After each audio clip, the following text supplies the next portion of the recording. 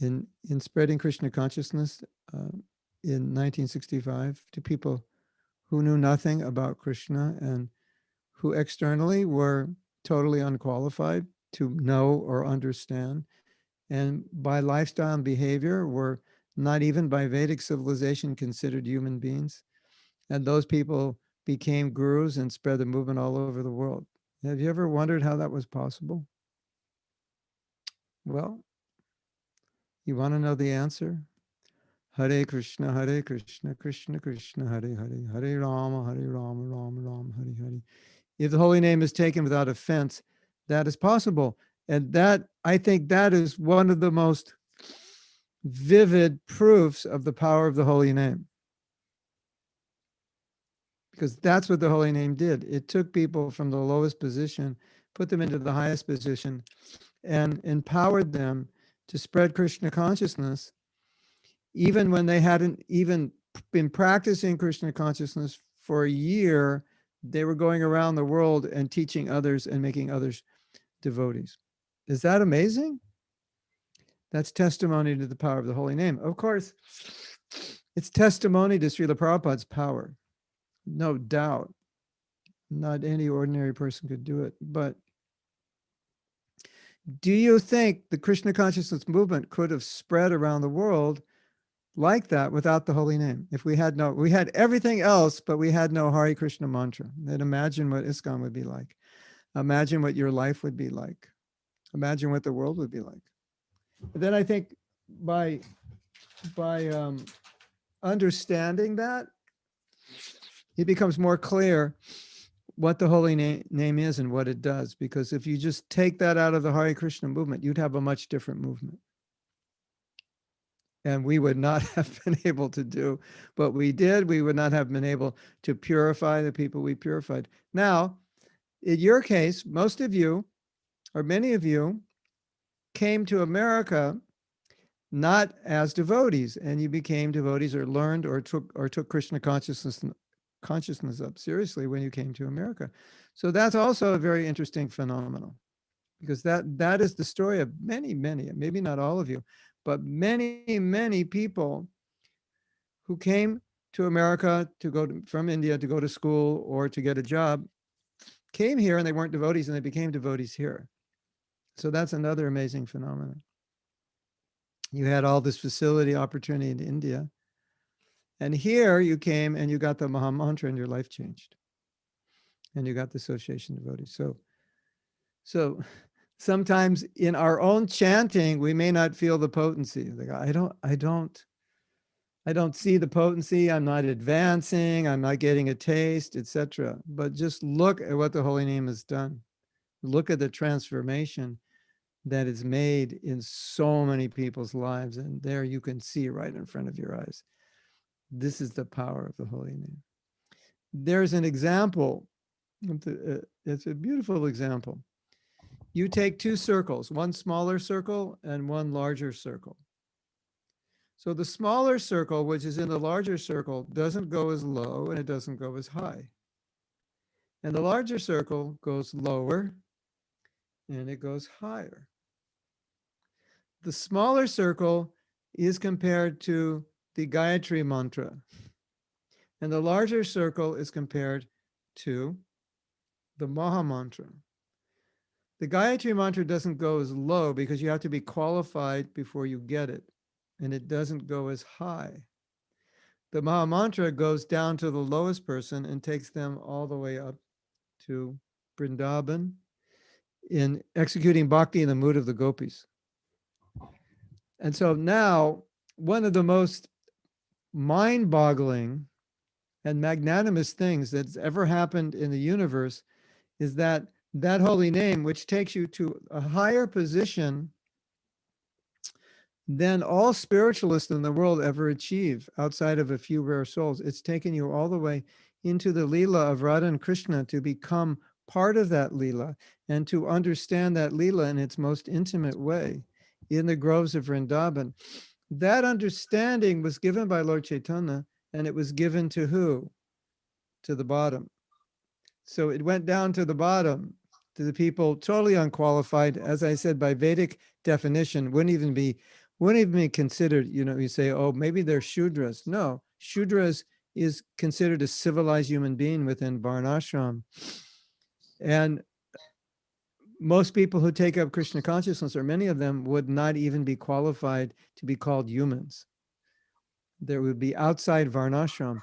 And that holy name has been given to them and then put them and given them access to the highest, deepest understandings of Krishna consciousness, understandings that even great saints and sadhus were not privy to. Is that amazing? And now here we are, a few years ago, just like ordinary people. And now here we are, we're chanting the holy name, we're visiting the holy dhams, we're talking about Radha and Krishna, we're understanding these things. That is the power of the holy name.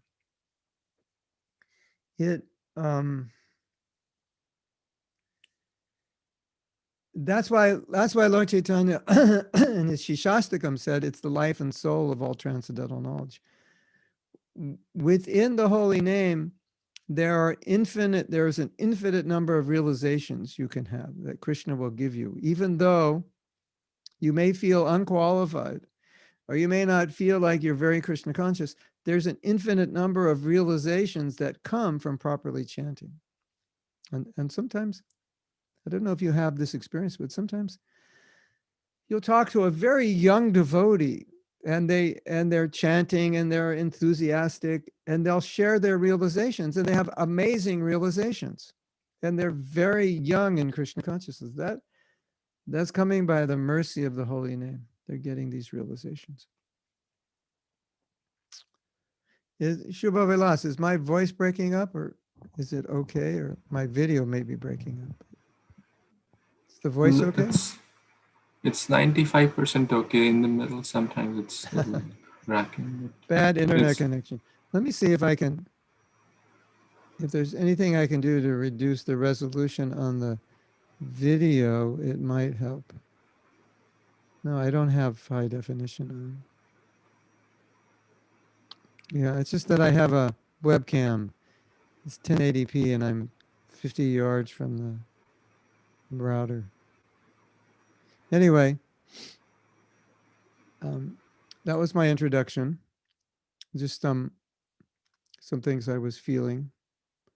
And what I would like to do now is I'd like to ask you to share what you remember from yesterday. So this will be a way to review, because I don't like to go forward until I'm sure that everyone is clear on what we had discussed yesterday. So all you have to do is raise your hand, and then Shubha Vilas, you can call them. You can physically raise your hand or you can virtually raise your hand. And then just share one thing you remember from yesterday's class, perhaps one thing that really, oh, Parker. Oh, Parker, you're unmuted already. Okay. What do you remember that's significant to you? That chanting the holy name is the most important thing that we do. Everything else is meant to give us faith to chant the holy name with full absorption. So we better do it as best we can. Yes, that's the foundation upon which you build good japa. Because we have this saying in America, anything worth doing is worth doing well. And if you don't think it's worth doing, you won't think it's worth doing well, right? So the more you understand the importance of the holy name within the practice of bhakti, then naturally, the more importance you give to it. You naturally, and I give an example here. I forget where I was. I think I was in Trinidad or somewhere, and they gave me this pen. So it's, it's not solid gold or anything, but it's a nice pen, right? So because this pen it's a nice pen, but also it obviously costs a little bit of money. So I take care of it. But if you give me a Bic pen, you know, a little 99-cent Bic pen or 25-cent Bic pen, I probably won't take care of it that carefully as I would the more expensive pen. That's natural. And so if you treat the holy name like a 25-cent pen, you're not going to take care of it as well as if you treat it like a $100 pen. And I think a lot of the problem that ensues in a devotee's japa is they treat the holy name like a 25-cent plastic pen rather than like a $100 silver pen or a $1,000 gold pen. So that's why it's important for us to have a philosophical grounding in understanding the position of the holy name in the practice of Krishna consciousness. Otherwise, we may think, well, everything's important, which is true, but this is most important. This is, as Prabhupada's exact words are, most essential.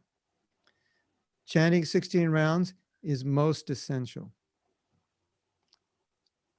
Right? So it's kind of, generally you don't say most essential. Generally you say essential. But the reason Prabhupada said most essential is because he meant everything's essential in bhakti, but this is the most essential. So most essential means this is one thing you don't compromise on. This is one thing you do as well as possible. You know, okay, I have to, it's like if your doctor said, you have to eat this diet, take this medicine, do this exercise. But the most essential thing is to do the exercise, because if you don't do the exercise, you're going to die of a heart attack this year. Like, oh, okay. So diet is important. The medicine's important, but the exercise is most essential. Like that's something, you know, maybe I miss one day on my medicine. Maybe I go off the diet slightly now and then, but this exercise, I have to do it every day religiously. That's the meaning of most essential. So that is a very, that's the foundation upon which we build good japa. And without that foundation, the impetus may not be very strong, because we may not understand how important it is. And we may think, well, so many things are important. And they are important. But most essential is an interesting combination of words, isn't it?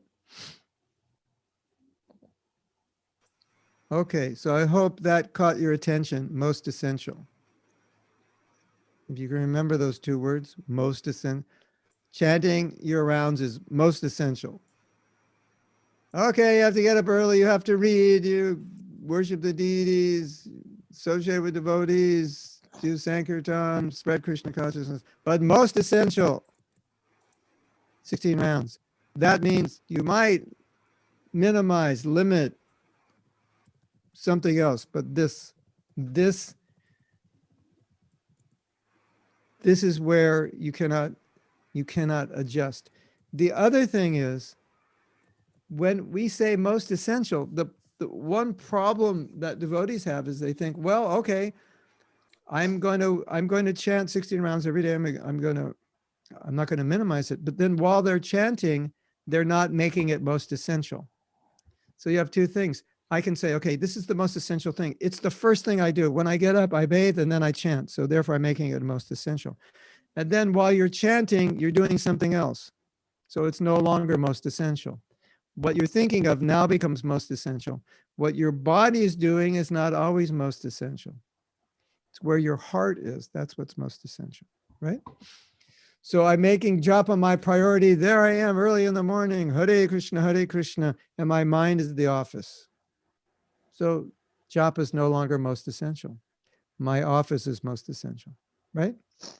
So most essential means it's holistic. It has to be everything, body, mind, and words. Body, mind, soul.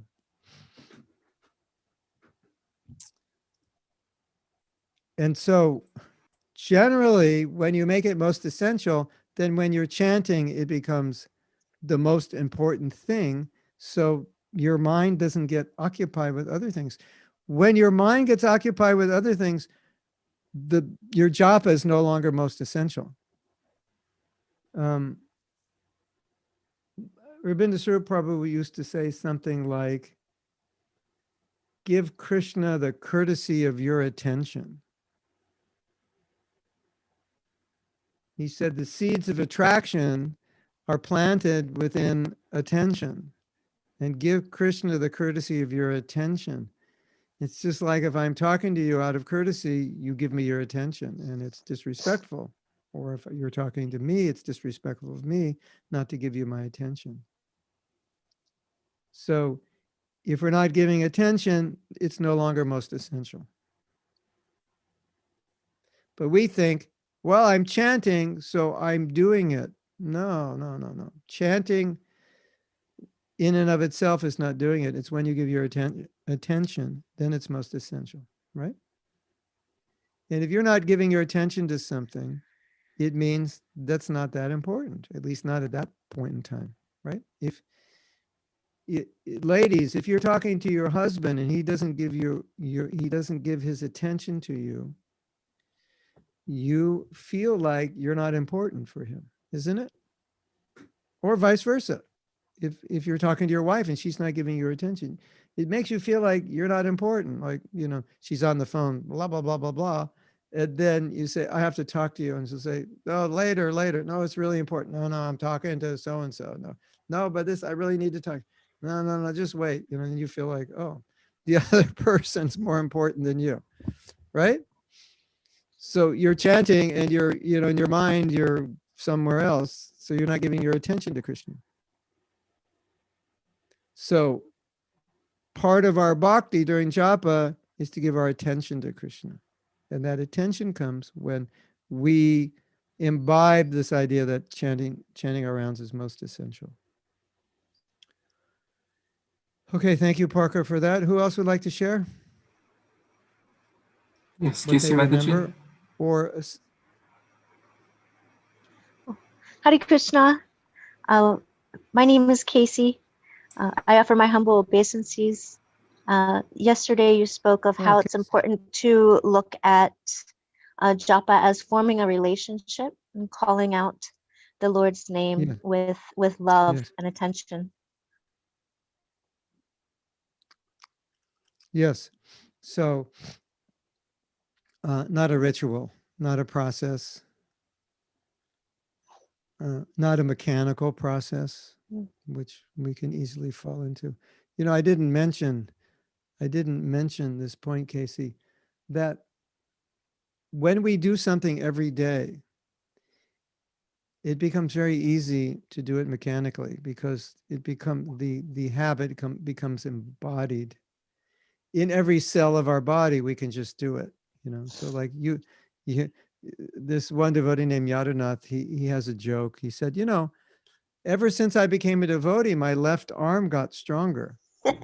And why is that a joke? He said, because I chant with my right hand and I cook the sweet rice with my left hand. I clean, I'm doing everything with my left hand now while I'm chanting, right?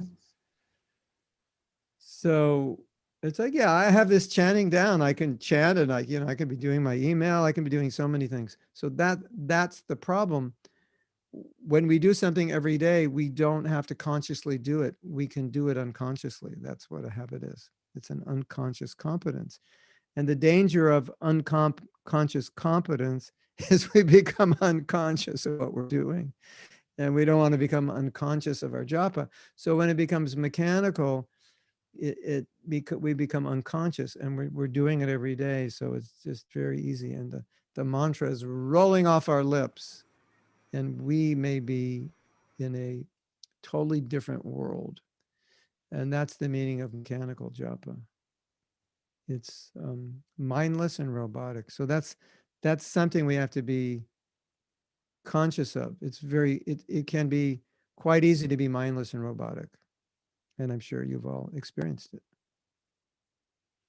Right? Has anyone not experienced robotic japa? Raise your hand if there's any time in your life you never chanted like a robot. We'll give you a gold star if you raise your hand, and we'll send you a gulab jamun, because you might be the only one in ISKCON to have that experience. Okay, so that's something to be conscious of. Be conscious that I can be unconscious when I chant.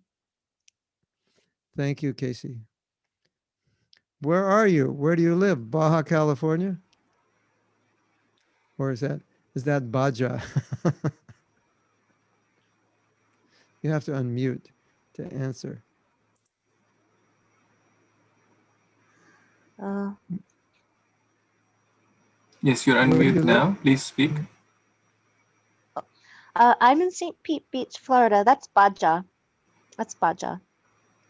Oh, Yeah, okay. Because we have a temple in Baja California, in Tijuana. So I thought, oh, maybe you're from that temple, and it's a yoga no. center. Yeah. Okay. St. Petersburg. Okay. Today we've been blessed with cool weather after a long hot summer. You have cool weather down there also? Yeah, It's cool up it's here. cooler. It's 70, so it's cooler. Yeah, yeah, It's yeah. yeah. Thank 70 in Ireland is a heat wave. you. 70 in Florida is cooler. Yeah, it's a Yes. relative world. Okay, who else wants to share what we discussed yesterday? We have quite a few, Prabhuji, in the chat. Would you like me to read, or how would you Okay. like? Yeah, you can read them. Okay, No so then problem. Anjay Pandit Prabhu is mentioning that the best part was the chanting is not a ritual, but it's a relationship. So that's a Yeah. comment. So we have you know, something I'd like to share with you, and it may be difficult to articulate because it really is understood if you have this experience. But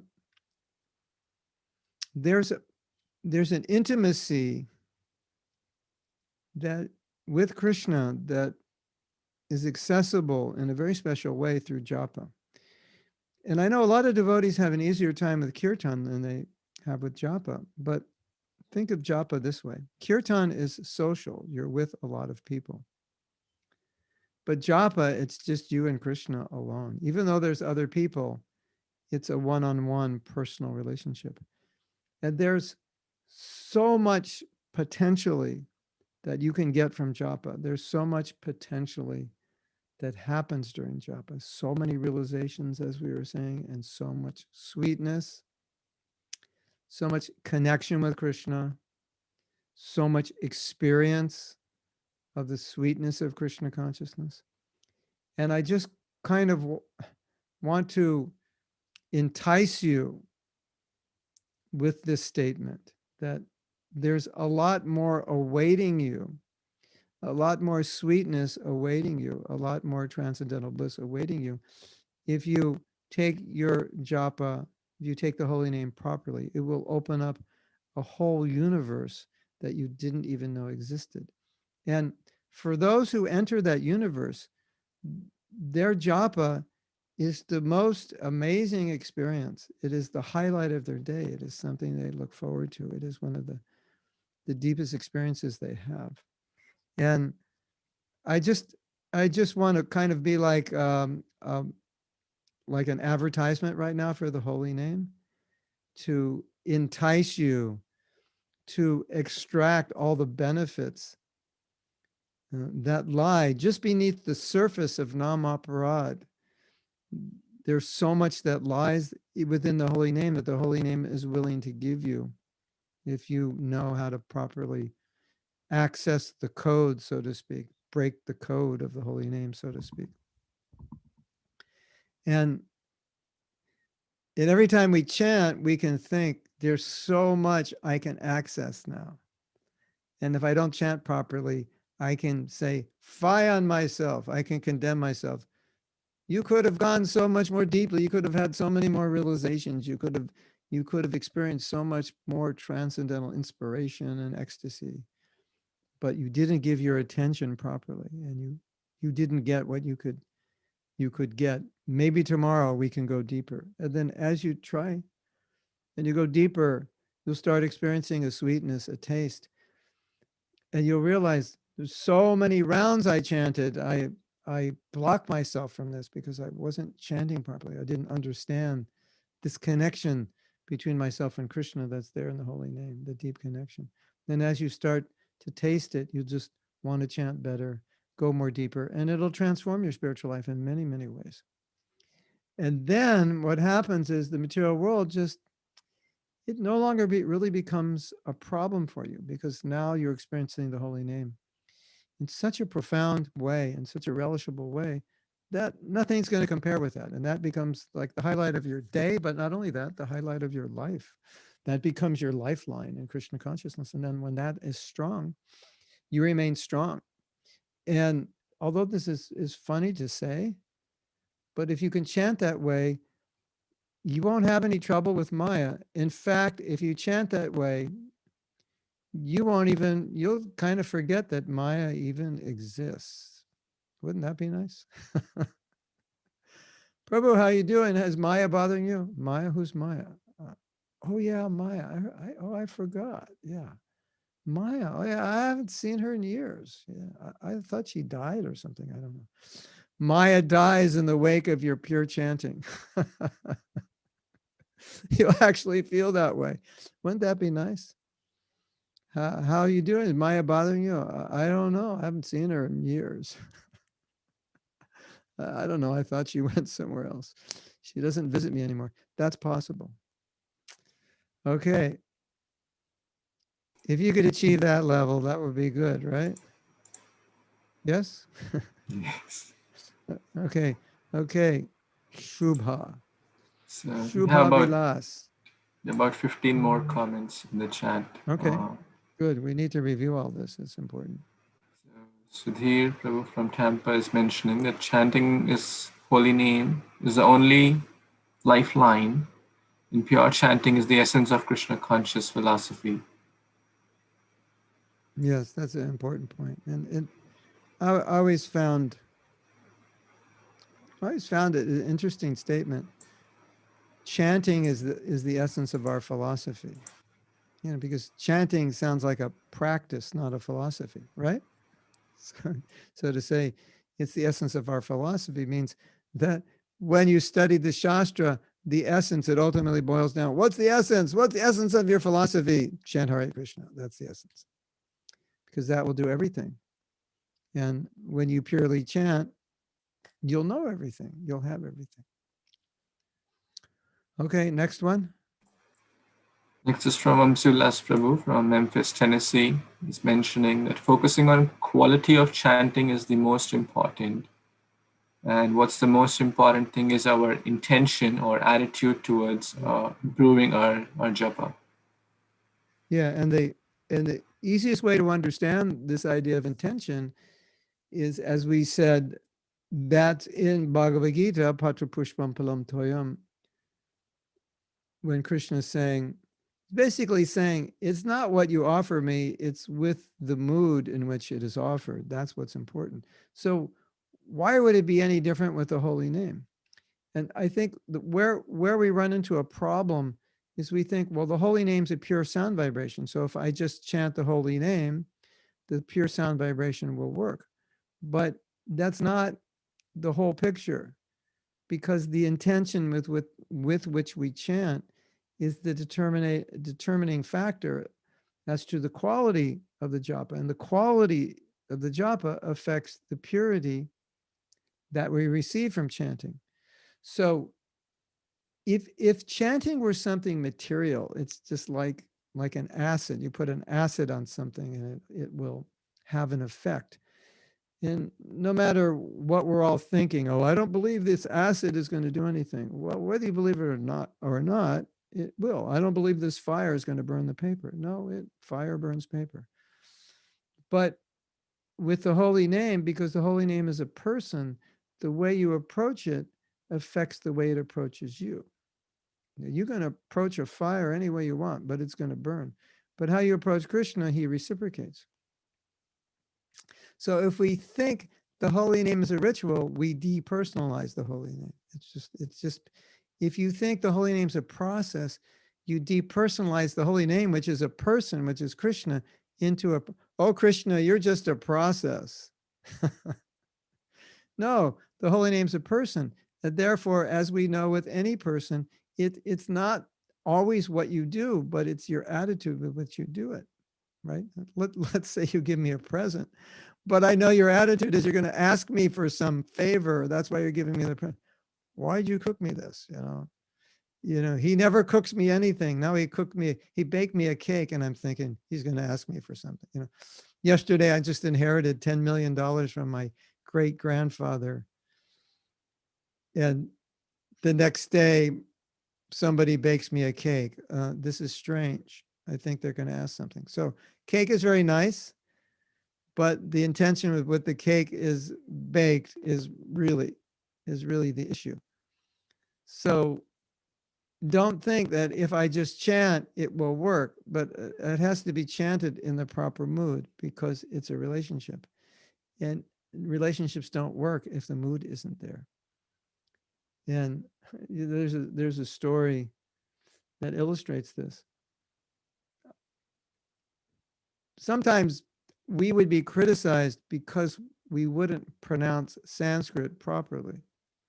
We wouldn't even pronounce the Hare Krishna mantra properly. We'd say Krishna, which is actually Kṛṣṇa in Sanskrit, or we'd say Krishna, Hare Krishna, Prabhu, with that American accent. So, we're Americans, so we say everything like Americans. Hare Krishna, Prabhu, Jai Radhe. That's not the proper pronunciation of Sanskrit. It's Hare Krishna, Jai Radhe. So we didn't know that. And so occasionally people would tell Prabhupada, your disciples, they don't pronounce things properly. And Prabhupada would say, yes, I know. He said, but Krishna knows that they're calling him. So if you're more in the process ritualistic attitude, you'll think, you have to pronounce the mantra properly because if you don't pronounce it properly, it's not going to work. And you have to pronounce it like this, Hare Krishna, Hare Krishna, Krishna Krishna, Hare Hare, Hare Rama, Hare Rama, Rama Rama, Hare Hare. And if you don't pronounce it like that, no benefit. It's actually more or less the opposite. Because we're preaching Krishna consciousness all around the world. And if you listen to the devotees' accents, they're all saying Krishna in different ways. Hare Krishna. That's more the South American Italian. Hare Krishna, Prabhu. And I forget how the Russians do it, but it's kind of similar. It's the natural way they speak. So the way they speak is the way they say Hare Krishna. Gabriel, did I do it right? Hare Krishna. Or is that Italian? Anyway, you've all heard this. You understand. So, if that's the case, that you have to pronounce it properly, I think none of us are going back to Godhead, because most of us, even Indians, if you're from South India, then you say Kṛṣṇa, or, Bengali, you say Kṛṣṇa. So nobody's doing the pure Sanskrit, Ramo. Prabhupada jokes, he said, who's this Ramo? Who are they talking about? Ramo. I don't know Ramo. You know Ramo? You know who Ramo is? So, Hare Kṛṣṇa, Hare Ramo. No, it's Hare Krishna, Hare Rama. So even in India, we're mispronouncing. And so Prabhupada said, yes, I know, but Krishna knows who they're calling. So Krishna sees the heart. So if you think it's just the Maha Mantra is a ritual, then, none of us are pronouncing it properly. And how is it that we're not pronouncing it properly and we're becoming purified? That's amazing. No, because it's the intention. It's the heart. That's what Krishna hears. Krishna doesn't really care so much that you have perfect, proper pronunciation of Sanskrit. Fantastic. Good for you. But I'm more concerned about what's going on in your heart than what's coming out of your lips. Right? So, and Shakespeare said, he said, it's not the words that communicate, it's the mood behind the words. That's what you feel, isn't it? I can say, I love you, and you can translate it as, I hate you, because I may be pretending because I want to take advantage of you. Or sometimes a woman says, I hate you. And that means I love you. I mean, men have to figure this out. I don't know. It's not so easy for us to figure it out. But sometimes they say, I hate you, and they mean I love you. So the words and what you mean may not always be the same. So one devotees often say, if I'm chanting and I don't mean what I'm chanting, Krishna, please engage me in your service, I don't even mean it. Krishna's looking at us going, thinking, you're chanting Hare Krishna, you don't even mean it, you know? You're not like, what are you communicating to me? You know? And I think the sad thing is, a lot of times we're communicating to Krishna as I just want to get my rounds done. Krishna, can you help me get my rounds done? My only intention is get them done because I promised my guru I would do it, but I really don't want to do this. So if that's what we're communicating to Krishna, how are we ever going to expect to gain a taste and go deeper in Krishna consciousness? So what you communicate while you're chanting is really what's most important. And I would say that's the essence of really any Japa workshop, Japa retreat, Japa class, is to refine the intention of your chanting so that when you're chanting, it's intentional, it's not process, ritualistic, it's not, oh, I just want to get this done. Or I don't like doing this, but I'm doing it out of duty. You know, how would you like to be married to someone who doesn't like you, but they stay with you because it's their duty? You wouldn't be very happy. And someone's thinking, oh, that's how my marriage is now. All right, not a happy marriage, right? Yeah, after you've been married like 50 years, sometimes it gets that way. So, but, you know, okay, I'll be your husband, but I don't like you. I'll take care of you, but I don't like you. How does that make you feel? Okay, Krishna, I'll chant 16 rounds, but I don't really like to. So we should learn to like to, because Krishna's looking at us thinking, you poor thing. You're chanting 16 rounds and you don't even want to do it. You're chanting 16 rounds, you don't even like me. You're chanting 16 rounds, you don't even like it. But when Krishna sees you're relishing it and you have an intention to connect, then Krishna says, here's my man, here's my woman. We got something good going on here. The intention is everything. That you know, in bhakti, it's all about intention, isn't it? Because you can do something perfect with the wrong intention. And then you can do something wrong with the right intention, like Vidura's wife, who offered Krishna banana peels. Right. So obviously, when your guru comes to your house, you don't say, would you like a banana? And when he says yes, you give him the peel and throw the banana in the garbage. But that's what happened with Vidura's wife, because she was like, you know, sometimes devotees say, when they were with Prabhupada, they just froze and they couldn't think, you know. Prabhupada would give them their name at initiation, and then you'd say, what's your name? Go, I don't know. I was just stunned being in front of Prabhupada. So it was something like that. Krishna comes over and she's stunned. And, you know, Krishna accepted the banana peel. And, you know, if somebody offered me a banana peel just because they're so stunned, I would be like, could you wash off the banana? Is the banana somewhere? Could you wash it off? Krishna's one step beyond that. He ate the banana peel. And so this is very nice. I like the banana peel. So Krishna eating banana peel is like our feeble attempt to pronounce the Hare Krishna mantra properly. Hare Krishna, Hare Krishna. That's like the banana peel japa, but Krishna accepts it. So you can chant banana peel japa, but if your intention is right, that's what Krishna accepts. So you can do the wrong thing with the right intention.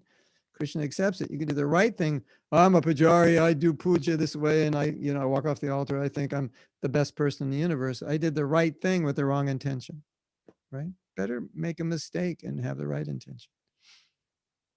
Okay, so that's really the essence of like the point from which you improve your japa is your intention. And we'll talk more about that after we do the review. Okay, so what else? Okay. Who else wants to share? Deepa Mataji is mentioning that she liked the point that how chanting in different times of the day is different, and we need to do like a pre-japa prayer Yeah. that I'm not qualified before we start chanting Yeah. to set the right mood. Yeah. This is I call it like the meditator's mood. What's the mood of meditation? Like when you're going to chant, what's the mood? What's the consciousness you want to be in before you do it? And I remember once I was in Italy and there was a devotee producing some music for his spiritual master, and his spiritual master called him and said, "Why is it taking so long to do this?" He said, "I'm not in the mood. Things are going on in my life and it's not the mood." And if you're a writer and there's too much disruption in your life, you can't write. It's not the right, you need a peaceful environment, right? Isn't it? Or you're an artist or something and you have 100 kids running around your house. I mean, how can you focus, right? So there has to be a mood which is created in order to do something properly, right? You're going to give a class. You need to prepare. You need to pray. You need to be in the right consciousness. We offer our Mangalacharna before we give class. We're trying to create the mood. And if you're in the audience also, some mood of paying attention. And so one of the problems that I often see with devotees is when they begin chanting, they don't cultivate the mood before they begin. They just start chanting. And that's also indicative of process-oriented japa. If it's a process, why do I need a mood? Isn't it? I don't need a mood. I just need to do the process. If it's about intention and mood, then naturally before I begin chanting, I gather myself, I put myself in a certain consciousness. This is what I want to achieve with my japa. Now I'm going to be connecting with Kṛṣṇa, etc. Whatever mood you want to create, and then you create it. And then when you begin chanting, you'll notice it's different because you're in the right mood, which is true with everything, right?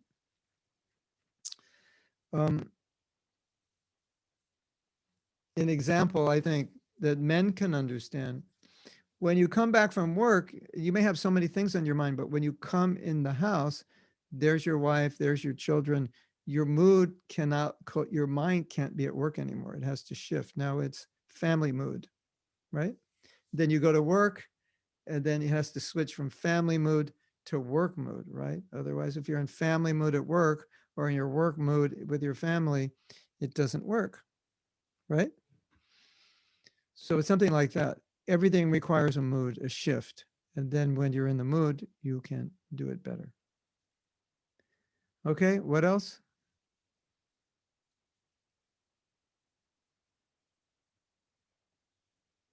Oh, you're muted. Shubha Vilas, you're muted. Sorry.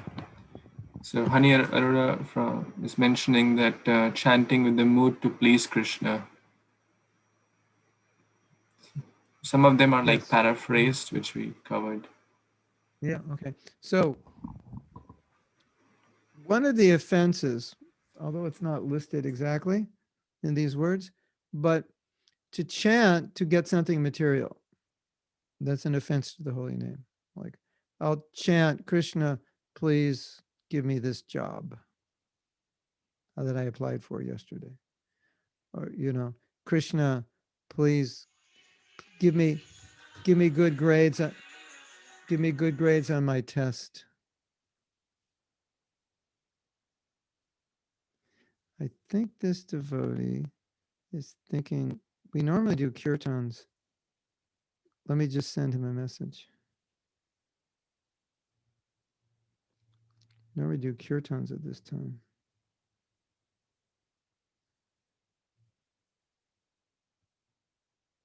Okay, what did I just say? What did I just say? It's an offense to pray for something material like passing in the test or give a job. Yeah. Good grades. Let me do good grades. That's not Kṛṣṇa. Kṛṣṇa didn't give the holy name. so you could get better grades or a better job. That's not why he gave you the holy name. He gave you the holy name to connect with him. So we don't want to use the holy name for something material. What was the point she made? The holy name. Oh yeah, the what was the To point? please Or she- Kṛṣṇa. Yeah, we chant to please Kṛṣṇa, not to please ourselves. That is the big transition from material to spiritual life that is so hard. Because material life, basically everything we do and think is to please ourselves. Isn't it? Oh, let's go look at that. I'd like to see that. Let's go smell that. That smells good. Let's eat this. This tastes good. Oh, let's put this music on. I want to hear this. Our whole life is just 5 cents, just gratify 5 senses 24 hours a day. Isn't it? Oh, touch this silk. It's really soft. Oh, Prabhu, you have to see this video. It's amazing. So we're always occupied with satisfying one or more of the senses. That's conditioned life. And so when we become devotees, that tendency is there. So we chant Hare Krishna, to chant Hare Krishna to feel good or to feel peaceful, or no, it's for Krishna's pleasure. And if you please Krishna, believe me, you'll feel peaceful, you'll feel good, much better than you could feel by trying to feel good on your own. Okay, next. So Dinanath Prabhu is mentioning that we should chant 16 good rounds and the motive should be pure. Yeah. 16. I can give you 16 counterfeit. What would you rather have? 1,600 counterfeit dollars or 1,600 real dollars, or 6 real dollars, 16, excuse me. 1,600 counterfeit or 16 real? You'd rather have real dollars, right? So you can chant unlimited numbers of counterfeit rounds.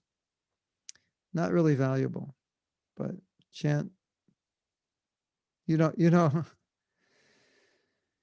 we say to our guru at initiation, I will chant 16 rounds. And I always say to my disciples, what kind of rounds? Chant 16 rounds is, you can chant, you can lay down on your bed, snick, snick, ram, ram. Guru Maharaj, I did my 16 rounds. No, that's not the vow you're making.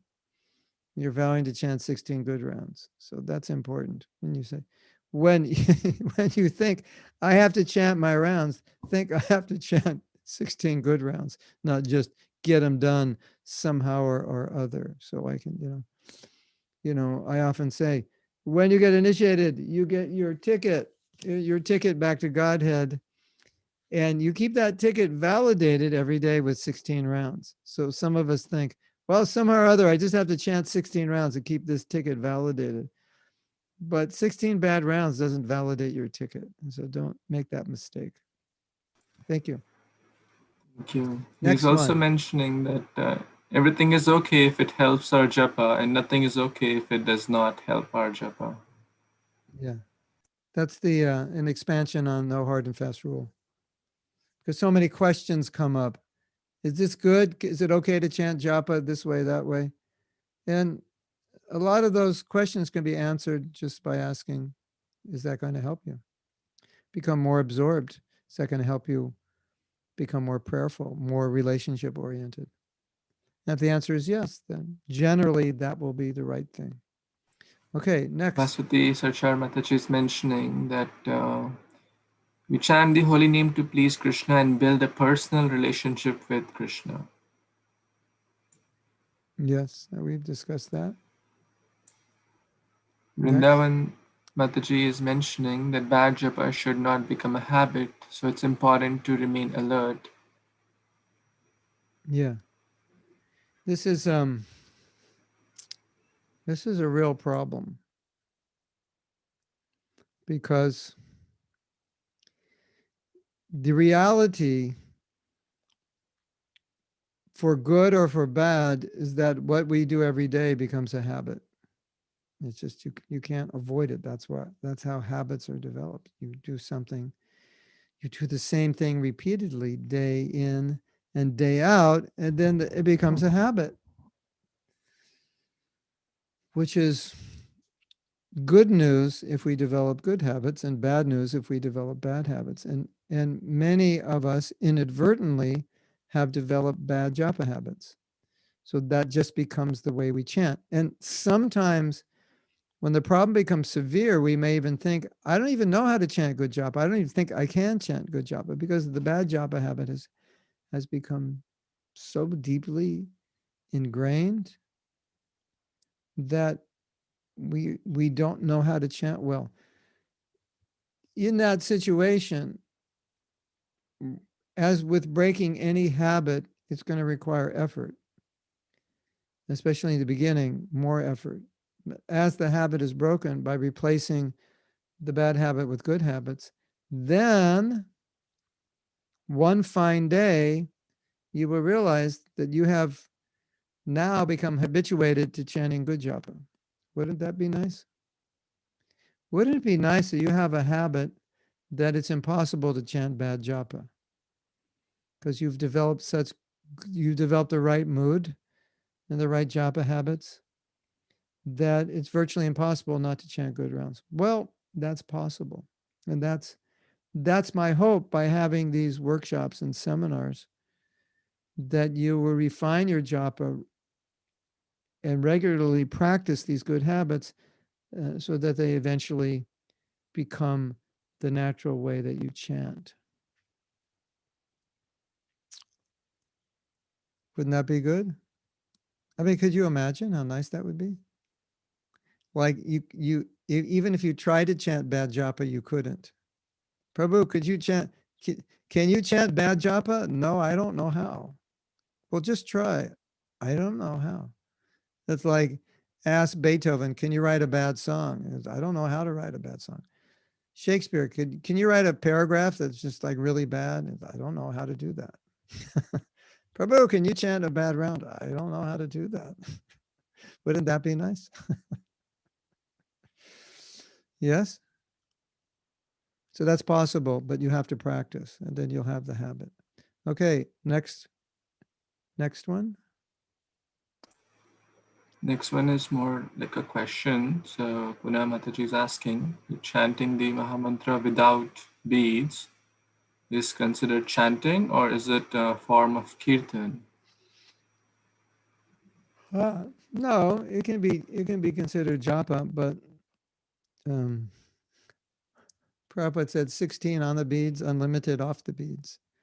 Because devotees, they say, I'm cooking, but I can't chant on the beads, or driving this, and yeah. So then Prabhupada's answer is 16 on the beads, unlimited off the beads. So it's still japa. In one sense, you could say, if you're cooking and Hare Krishna, you're singing, it's just, it's you alone.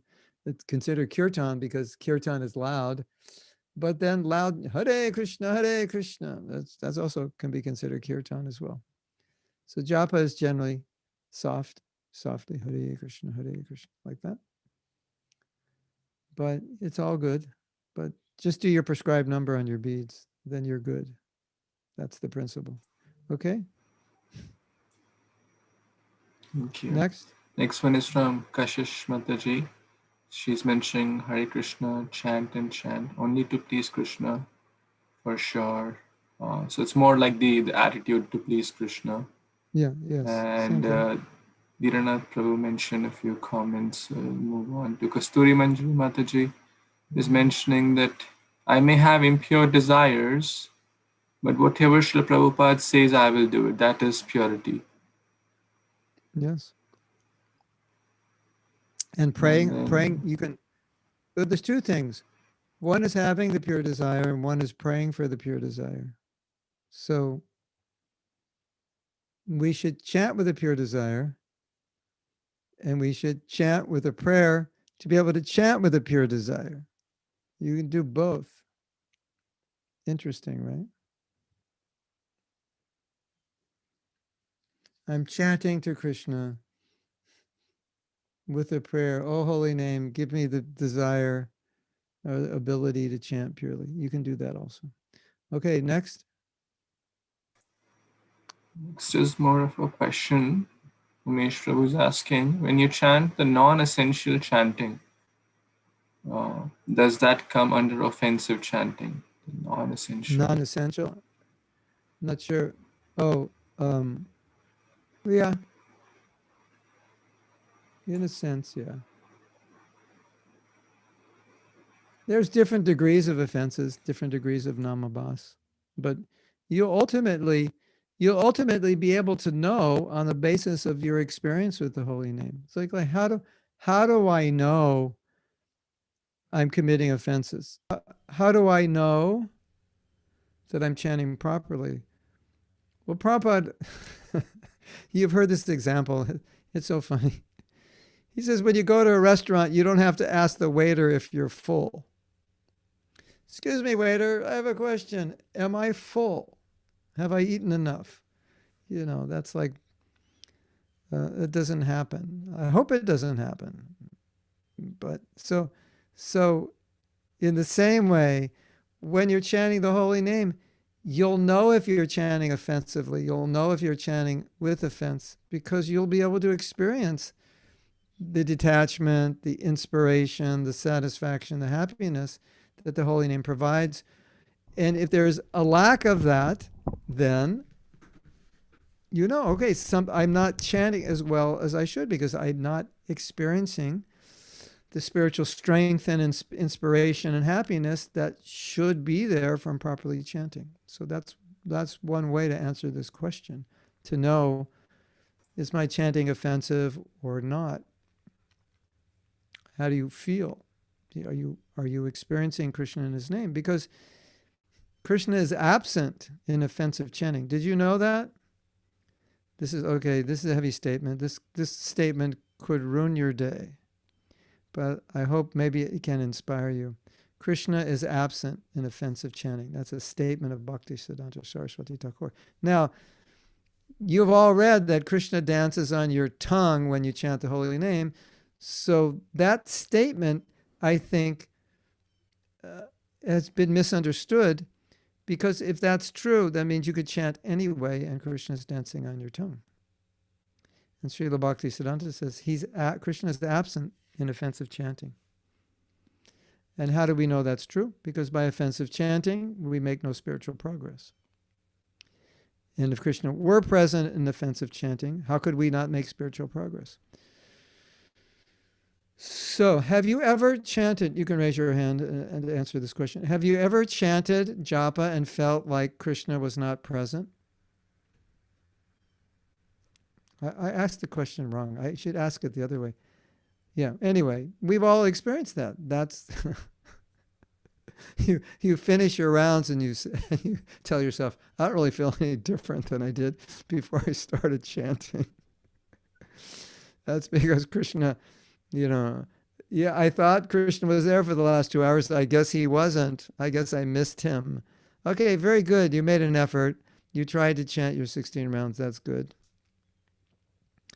But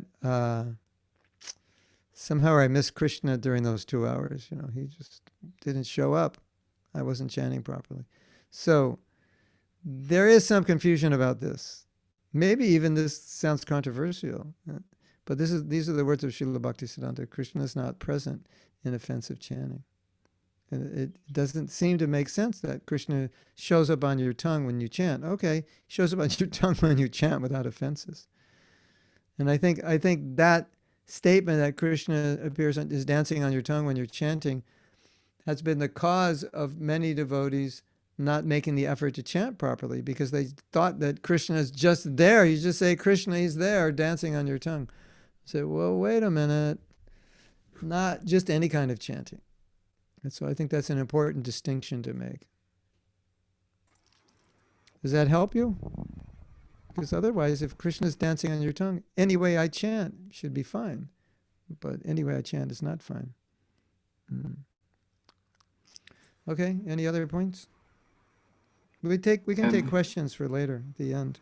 Okay. One comment is that we should turn off all our media. Like believe mentioned, like social media while chanting. Yeah, that's actually the 10th offense. inattention. And those are attention grabbing devices. So the idea of inattention is that when you're chanting, your attention is given to something else. Because you can't be inattentive to something unless your attention is on something else, right? It's not like you just blank out and you don't think of anything. I mean, that could happen, but generally, inattention means attention is going somewhere. And social media devices are attention grabbers. So it's best to have them off so you can put your attention on the holy name. Kṛṣṇa might be sitting in Goloka thinking, hey, Prabhu, your phone's on. Why don't you turn your phone off while you're chanting? Why aren't you giving attention to me? Why you have your phone on? What's wrong with you? You don't like me? Something wrong with me? It would be a funny drama, a devotee's chanting and completely distracted, and Krishna's like, something wrong with me? You don't like me? You don't want to talk to me? You don't like the way I look? Or what's wrong here? And so we're giving our attention to other things other than Kṛṣṇa. And what's so interesting about that? Okay, it's understandable for a conditioned soul to give their attention to other things. But to do that while you're chanting japa, think about that. That's really strange, isn't it? I may be distracted by so many things, but when you're in front of me talking to me, then to be distracted, that's a problem. That's offensive, right? Okay, so anything else, or we can begin today's session? Yes, we can begin. There's one question. As you said, we can take that later. Take at the end, yeah. So I wanted to share with you something that I've discovered that is, I think, foundational to good japa. And it's not always easy to do this, but if you can master this, then everything else we taught yesterday and whatever else we will teach today will be much easier to do. And I began speaking a little bit about this inadvertently when I said you want to give it's a sign of devotion to give your attention to Kṛṣṇa when you're chanting. And we all know that Maya is jockeying to try to grab our attention. And it's sometimes a struggle when we chant japa to keep our attention on our chanting. And I've discovered one of the main causes for this is that when we begin chanting, as I was saying earlier, we have not created the right mood and atmosphere. And I think that example of a man coming home from work or a man going to work, or now most women are working, also the same thing, is applicable. When you go into a certain environment, you need to be in a certain consciousness to do whatever it is you have to do in that environment. And so the mood and consciousness that you have at work requires a certain way of thinking, which is different from the mood and consciousness you have when you're at home. And so in those different environments, you have to make the adjustment. And if you have the work environment at home, you'll be very strict and disciplinary and very serious. And, why is daddy acting like he's the boss of the house? What's wrong with him? And if you go to work with the daddy consciousness and just, like patting everyone on the back and buying everyone cookies and telling them how much you love them, people will think, wait a minute, there's something wrong with him. It's a different mood. It's a different context. And so one of the problems that I've noticed is that we often go into japa, but it's like we're not entering the japa world. We're still in this world, the world we live in, the consciousness we live in, the normal consciousness we need to interact with the world is not the consciousness, excuse me, that we need to chant japa, and vice versa. When you interact with the world, you have to be present to what you're doing. You can't be, oh, I'm going to go loka Vrindavan, driving down the street, going through every red light, whatever, Krishna's God, and just Hare Krishna, Hare Krishna. No, you have to stop at the red lights. You have to be conscious. But when you're chanting japa, that's not required. You don't need to be in this current time, place, and circumstance. You need to be in the current time, place, and circumstance of whatever is required to facilitate your japa and be with Krishna and reveal your heart to Krishna. And so one of the biggest problems that I've noticed in my life and in devotees' lives is that when we begin chanting, we haven't made a significant shift, and we're still very much absorbed in what is going on in our life.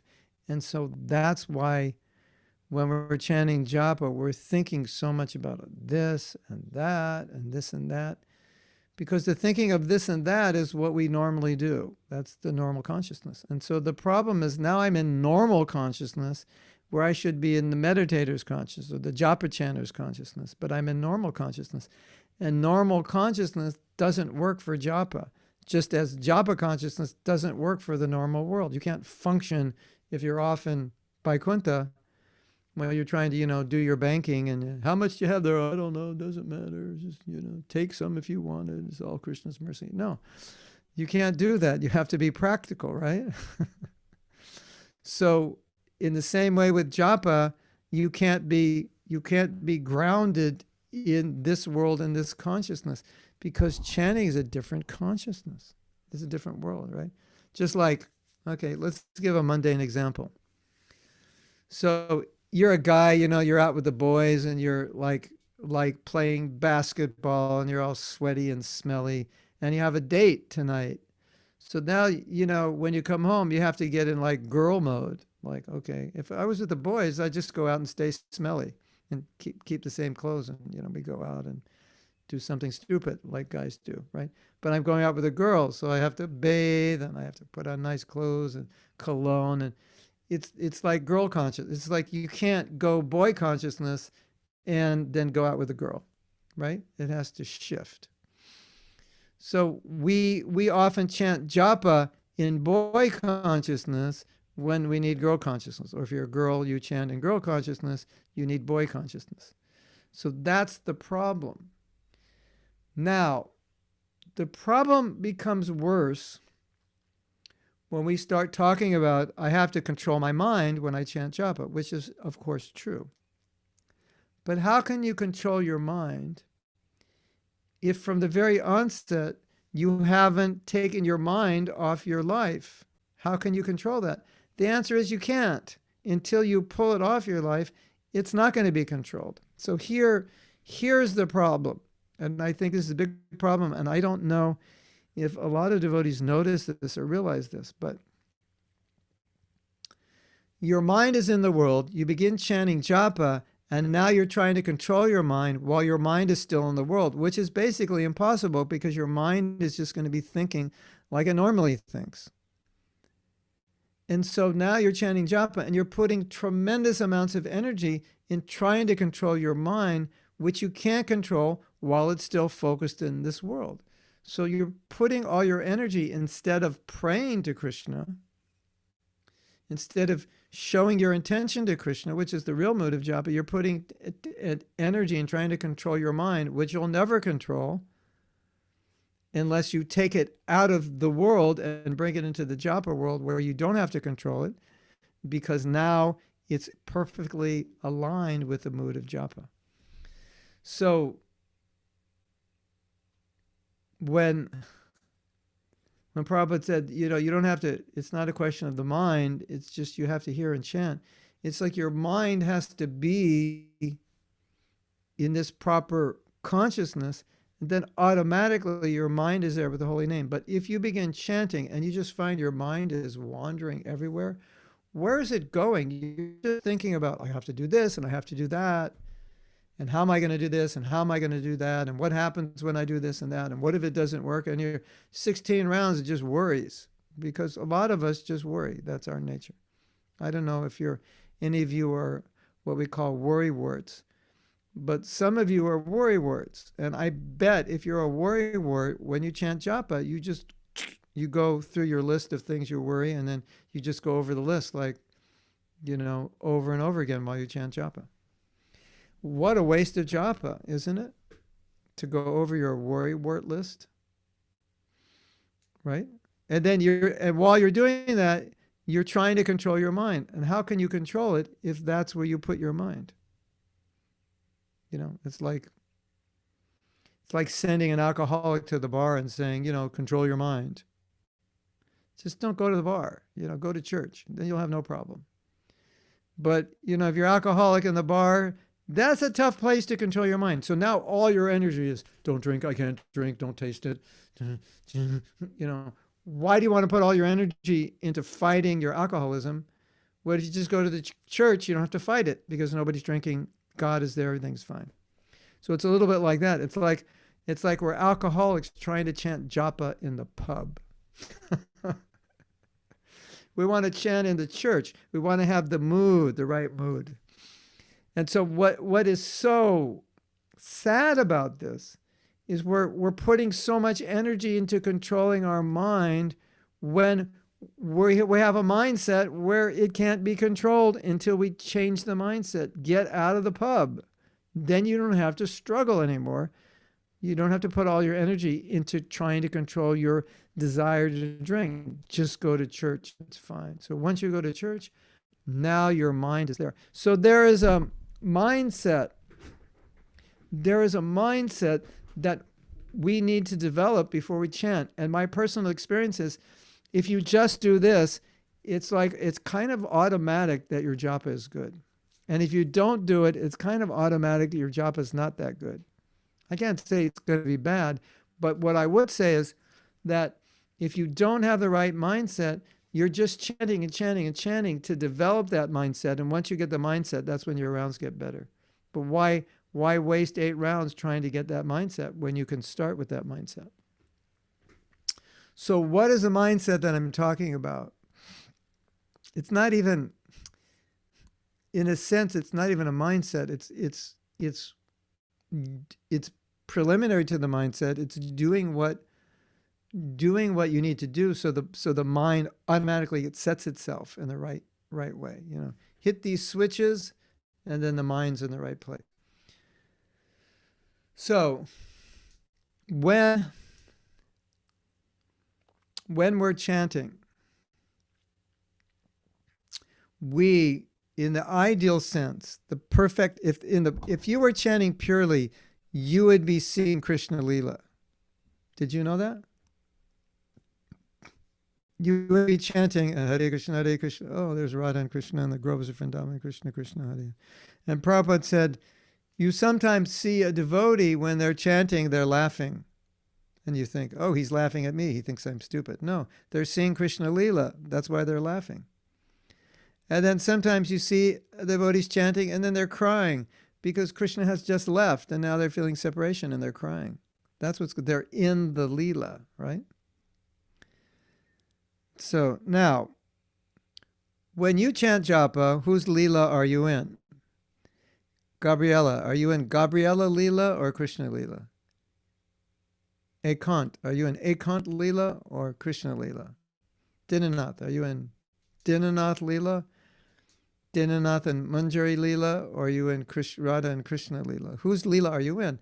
So isn't it maybe the ultimate paradox of the universe that I'm chanting Hare Krishna and meditating on my Lila? I have to do this, I have to do that. I'm going to eat chanting my rounds at 7 in the morning. This is what I'm going to eat for breakfast. And I made my whole breakfast during japa. It's like, have you ever done that before? Made your breakfast in your mind during japa. Parker was eating his breakfast during japa, right? That's kind of good. You can imagine a nice breakfast, something you won't normally get. Pancakes with strawberries, whipped cream. So maybe the ultimate irony in the universe is that I'm thinking of my Leela while I'm chanting Hare Krishna, right? And so, but that's the problem.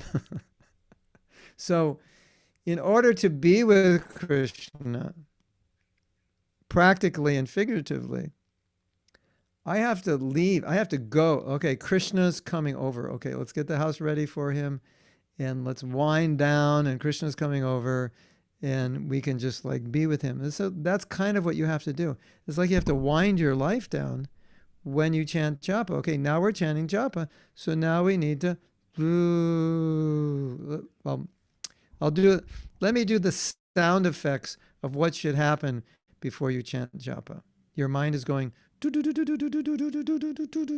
do that, this, what about this, what if this happens? Oh no, then I have to call him, oh no, I forgot this. And now it's time to chant Japa.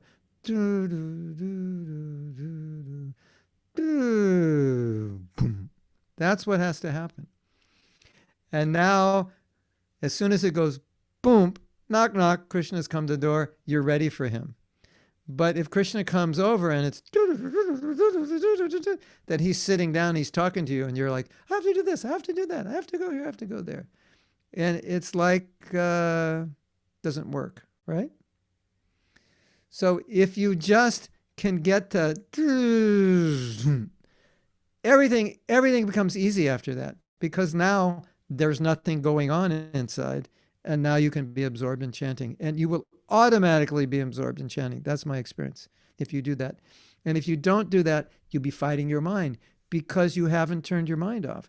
You haven't turned your life off. Your life is active. You know, I think one of the tricks of Maya is called life in Kali Yuga. Because, you know, all of you who came from India, you thought, oh, I'll come to America, it'll be fantastic. Your life is like 108 times more complicated than it was in India, right? It's like life in the West is complicated, you know? And we try to make it easier. It's more complicated because you can do 100 things. You know, when I was a kid, you could do like one thing. You'd like take your bike and go somewhere.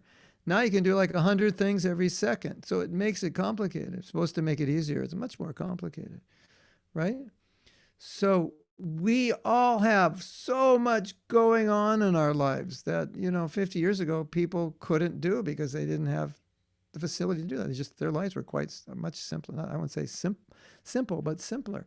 So we have a lot going on, right? We have more information in our heads from social media, right? It's like our head is full of stuff, and our lives are busy like anything, isn't it? Like, raise your hand if you could use like 32 hours a day. That would be better than 24. How about 48 hours a day?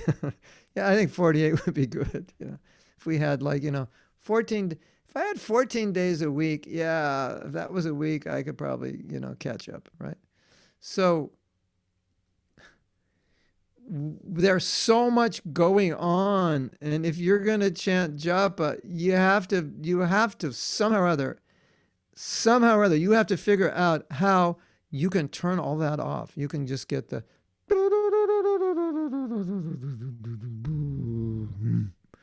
you can get it to, and now you can give your attention to Krishna. But how are you going to give your attention to Krishna if you have all this other stuff going on? You're not going to be able to do it.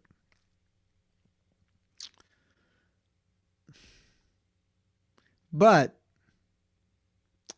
when a boy and girl fall in love, they're really good at giving their attention to one another, isn't it?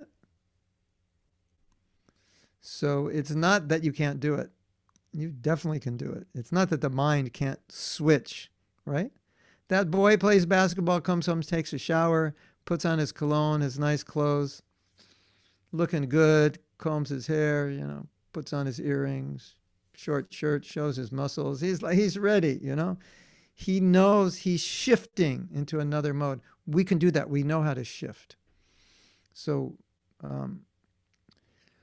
once you shift into that mode where you're not really thinking about your life and worrying about all of that, you are going to have a realization that, oh my Govinda, my rounds are so much better and I didn't even try to chant better. They're just better because there's nothing else but me and Kṛṣṇa. That's it. That will be your realization.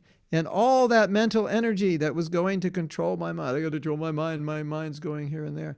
You don't have to do that because your mind's not going here and there because you've detached from that. And now all that energy that was going in to control your mind can go into your intention to chant, oh, Kṛṣṇa, please help me. Kṛṣṇa, bring me closer to you. Kṛṣṇa, purify me, empower me. All your energy can go into your intention. Otherwise, your intention in japa is just trying to focus on hearing, and all your energy is going into this endless battle against a mind that's active in this world. You have to deactivate it. Pull the plug out. So if anybody asks you, what did Mahatma Prabhu talk about today? Just say, that's what he talked about. And they'll say, what was that? You say, that is the plug you pulled out of your mind before you chant japa. And all your thoughts went, and now you're ready to chant. Hare Krishna. This is, I don't know how to stress this enough. This is so important. So important. It's if you don't do this, it's like trying to do heart surgery and you never went to medical school. It's not going to work. I'm a butcher. I know how to do heart surgery. No, you don't. Got to go to medical school. Yeah. I know how to chant Hare Krishna. No, you have to enter this mood. This is the proper way to enter it. Now, the last thing I want to say, and then we'll have a discussion and have some questions. And I had touched upon this before. The intention with which we chant is really the essence of our japa. That's what empowers our japa. And different gurus, acharyas in the past, have told us that the holy name has different meanings. But when you read the meanings, you understand these were very personal meanings to them. And then you see actually these meanings were prayers. What does the holy name mean? Kṛṣṇa, please. And then they fill in the blank with what it is they want. Make me qualified to serve you. Bring my heart. Please bring my heart to you. Kṛṣṇa, please make me pleasing to you. Kṛṣṇa, please accept me. Please, Kṛṣṇa, please engage me in your service.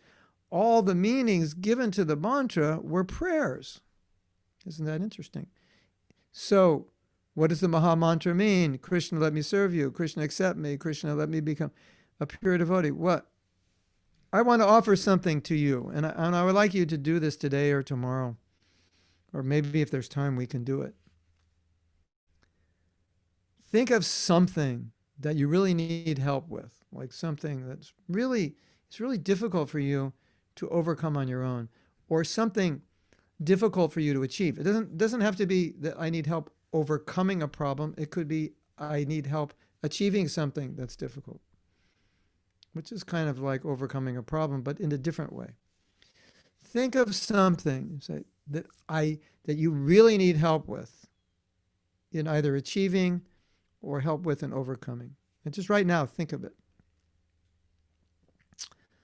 Think of that thing. What is it? I'm sure, you're saying, oh, I have so many things. Just think of the biggest one, the biggest problem. Like, what do I need help with? In my spiritual life, what is, something that's really problematic for me? Or in my spiritual life, what is something I really want to achieve that I'm not there yet? I can just this is so important for me to achieve. And I'm just having difficulty getting there. I'm not pure enough. I'm not advanced enough. I need this realization. I need this consciousness. I would just, I desire strongly to be on this level of bhakti. Okay. So now with that one thing in your mind, right now, I want you all to chant one Maha Mantra. Okay, we'll chant together one Maha Mantra with that desire, with that intention that Kṛṣṇa, please help me with this.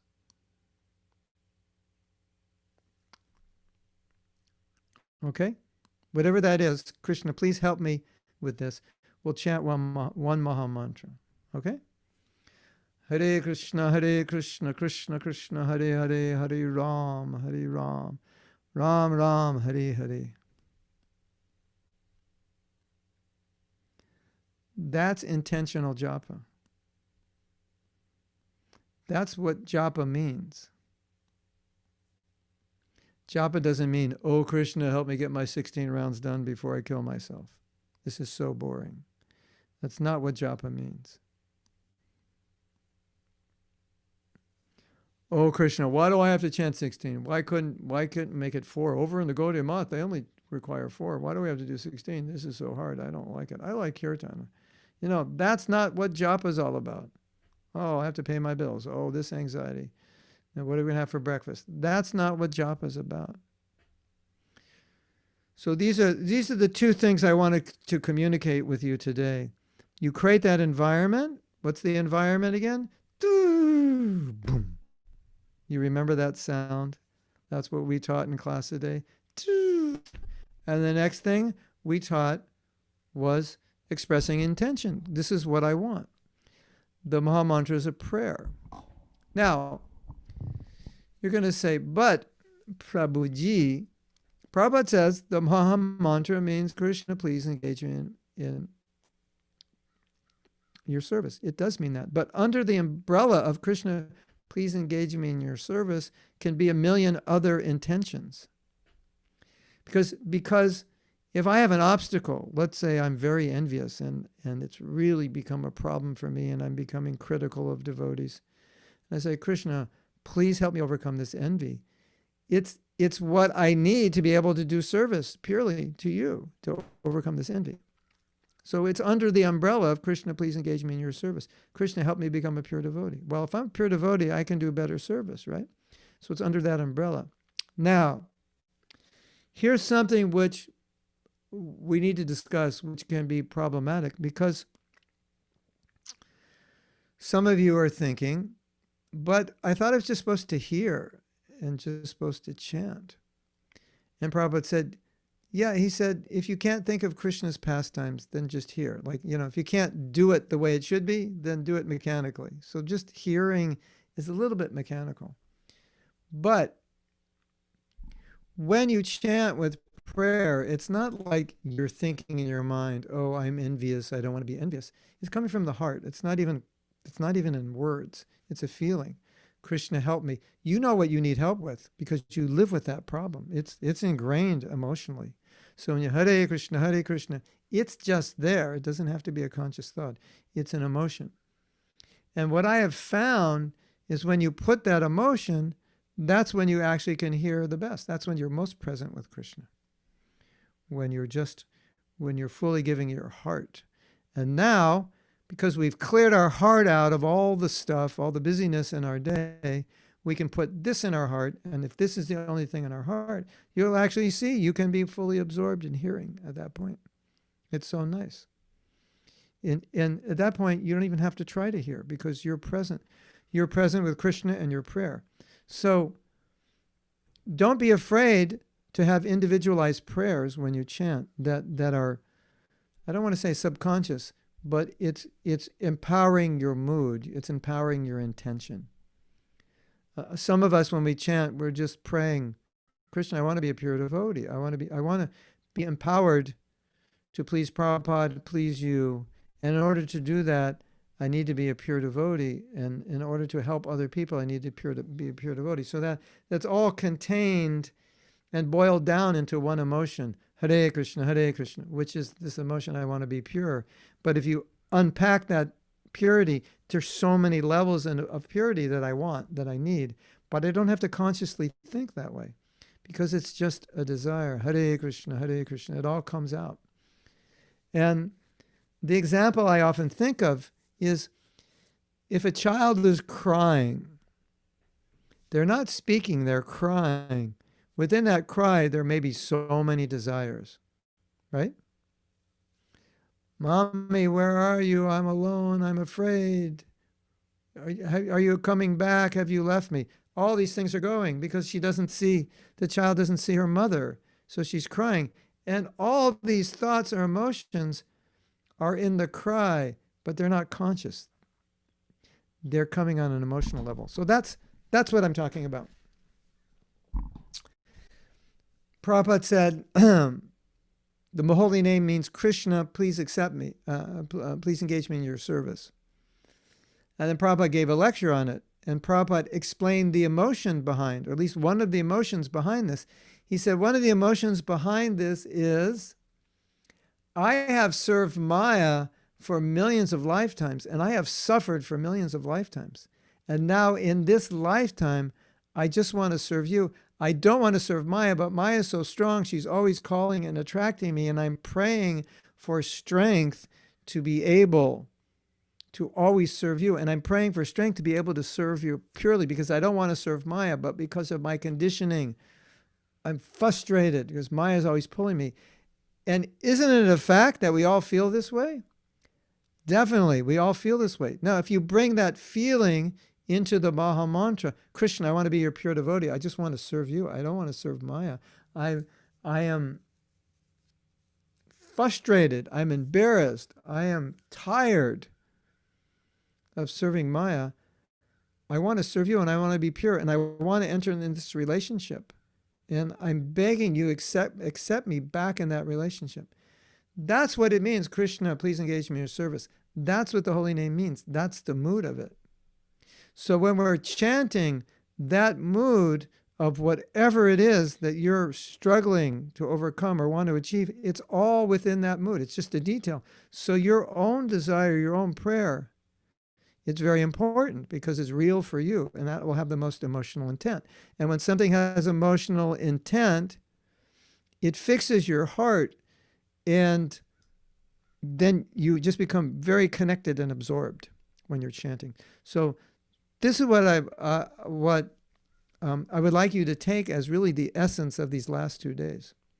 That creating this environment upon which you can place this mood and practicing this, and it will improve your japa. For some of you, it'll improve it a little bit because you're already doing this to one degree or another, and this will just be like maybe just a reminder. For those who are more, just get my 16 rounds done, you know, it's a process. We're approaching it more that way. This will be like day and night for you. So I think right now, we should take that one thing that you were praying to Kṛṣṇa for, and I think we should chant one round. And then after that, we should have some questions. And so we'll go a little later. Those of you who need to leave in 5 minutes, you can leave. And then we'll chant in this mood because we need to put this into practice because now that I've just explained it, it's fresh in your head. So we're going to chant with the intention that we made previously, a few minutes ago. We're going to chant with that intention. And before we chant, what are we going to do? We're going to create this mood. We're not going to be thinking about breakfast. We're not going to be thinking about what we're going to be doing later. We're not going to be thinking about all the people we don't like. We're not going to be meditating on Donald Trump. None of that. We're going to be just now with Kṛṣṇa. Our life has gone, our life has crashed. We're now entering into the region of the heart of our intention to offer that to Kṛṣṇa. Okay, so we'll chant around about a round. When we have our japa retreats, I never tell devotees how many rounds we're going to chant. I just say, start chanting and I'll tell you when to stop. We might stop in 10 minutes. We might stop in 10 hours. Just don't worry about it. But here we have a time limit. But the idea is, don't worry about the time. If you can forget the time and you can forget where you are, that's really good. Okay? So we'll chant. And then I'll tell you when it's time to finish. And then we'll have a little time for questions. For those who want to stay later, we can do some questions. And you can also share your realizations. Okay? Get in that mood. Turn your life off. Hare Kṛṣṇa, Hare Kṛṣṇa, Kṛṣṇa Kṛṣṇa, Hare Hare, Hare Ram. Hare Ram, Ram Ram, Hare Hare, Hare Kṛṣṇa, Hare Kṛṣṇa. Kṛṣṇa Kṛṣṇa, Hare Hare, Hare Ram, Ram Ram, Hare Hare, Hare Kṛṣṇa, Hare Kṛṣṇa, Kṛṣṇa Kṛṣṇa, Hare Hare. Hare Ram, Ram Ram, Hare Hare, Hare Kṛṣṇa, Hare Kṛṣṇa. Kṛṣṇa Kṛṣṇa, Hare Hare, Hare Ram, Ram Ram, Hare Hare, Hare. Kṛṣṇa, Hare Kṛṣṇa, Kṛṣṇa Kṛṣṇa, Hare Hare, Hare Ram, Ram Ram, Hare Hare, Hare Kṛṣṇa, Hare Kṛṣṇa. Kṛṣṇa Kṛṣṇa, Hare Hare, Hare Ram, Ram Ram, Hare Hare, Hare. Krishna Hare Krishna Krishna Krishna Hare Hare Hare Ram Ram Hare Hare Krishna Hare Krishna Krishna Krishna Hare Hare Hare Ram Ram Hare Hare Krishna Hare Krishna Krishna Krishna Hare Hare Hare Ram Ram Hare Hare Krishna Hare Krishna Krishna Krishna Hare Hare Hare Ram Hare Hare Krishna Hare Krishna Krishna Krishna Hare Hare Hare Ram Hare Hare Krishna Hare Krishna Krishna Krishna Hare Hare Hare Ram Hare Hare Krishna Hare Krishna Krishna Krishna Hare Hare Hare Ram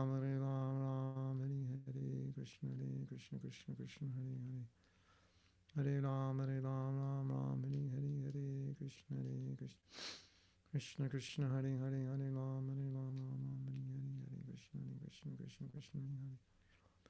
Ram Ram Hare Hare Krishna Hare Krishna Krishna Krishna Hare Hare Hare Ram Hare Hare Krishna Hare Krishna Krishna Krishna Hare Ram Hare Hare Krishna Hare Krishna Krishna Krishna Hare Hare Hare Ram Hare Hare Krishna Hare Krishna Krishna Krishna Hare Hare Hare Ram Hare Hare Krishna Hare Krishna Krishna Krishna Hare Hare Hare Ram Hare Hare Krishna Hare Krishna Krishna Krishna Hare Hare Hare Ram Hare Hare Krishna Hare Krishna Krishna Krishna Hare Hare Hare Ram Hare Hare Krishna Hare Krishna Krishna Krishna Hare Hare Ram Hare Hare Krishna Hare Krishna Krishna Krishna Hare Hare Ram Hare Hare Krishna Hare Krishna Krishna Krishna Hare Hare Ram Hare Hare Krishna Hare Krishna Krishna Krishna Hare Hare Hare Ram Hare Krishna Hare Krishna Krishna Krishna Hare Hare Hare Ram Hare Krishna Hare Krishna Krishna Krishna Hare Hare Hare Ram Hare Krishna Hare Krishna Krishna Krishna Hare Hare Ram Hare Krishna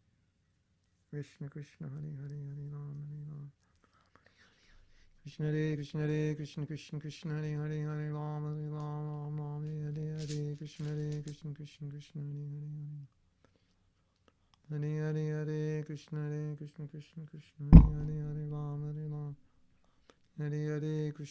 Krishna Krishna Krishna Hare Hare Ram Hare Krishna Hare Krishna Krishna Krishna Hare Krishna Hare Krishna Krishna Krishna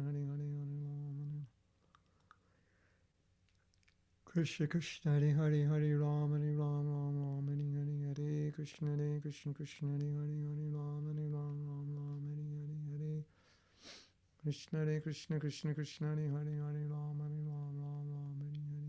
Krishna Hare Krishna Krishna Krishna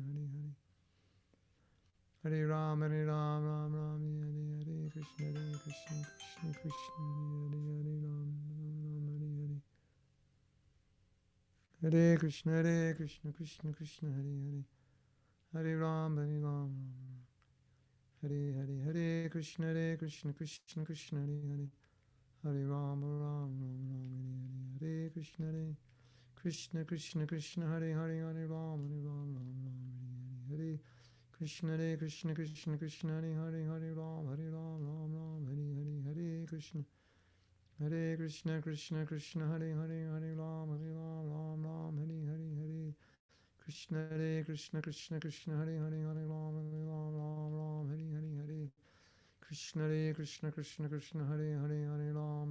Hare Krishna Krishna Krishna Krishna Hare Ram Hare Krishna Krishna Krishna Krishna Hare Ram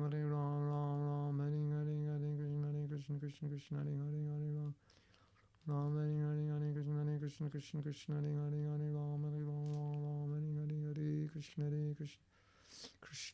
Hare Ram Hare Krishna Krishna Krishna Hare Ram Hare Krishna Krishna Krishna Hare Ram Hare Krishna Krishna Krishna Hare Ram Hare Krishna Krishna Krishna Hare Ram Hare Krishna Krishna Krishna Hare Ram Hare Krishna Krishna Krishna Hare Hare Ram, Hare Ram, Ram Ram, Hare Hare, Hare Krishna, Krishna Krishna, Hare Hare, Hare Ram. Hare Ram, Ram Ram, Hare Hare, Hare Krishna, Krishna Krishna, Hare Hare, Hare Ram, Ram Ram, Hare Hare. Krishna Krishna, Krishna Hare Hare, Hare Ram, Hare Krishna, Krishna Krishna, Hare Hare, Hare Ram, Ram Ram, Hare Hare, Hare Krishna, Krishna Hare Hare, Hare Ram, Ram Ram, Hare Hare. Krishna Krishna, Hare Hare, Hare Ram, Ram Ram, Hare Hare. Krishna Hare Krishna, Hare Hare, Hare Ram, Ram Ram, Hare Hare, Hare Krishna Krishna, Hare Hare, Hare Ram, Ram Ram, Hare Hare, Hare Krishna Krishna, Hare Hare, Hare Ram, Hare Hare, Krishna Krishna, Hare Hare, Hare Ram, Ram Ram, Hare Hare, Hare Krishna Krishna, Hare Hare, Hare Ram, Ram Ram, Hare Hare, Hare Krishna Krishna, Hare Hare, Hare Ram, Ram Ram, Hare Hare, Hare Krishna Krishna, Hare Hare, Hare Ram, Ram Hare Hare, Hare Krishna Krishna, Hare Hare, Hare Ram, Ram Hare Hare, Hare Krishna Krishna, Hare Hare, Hare Ram, Ram Hare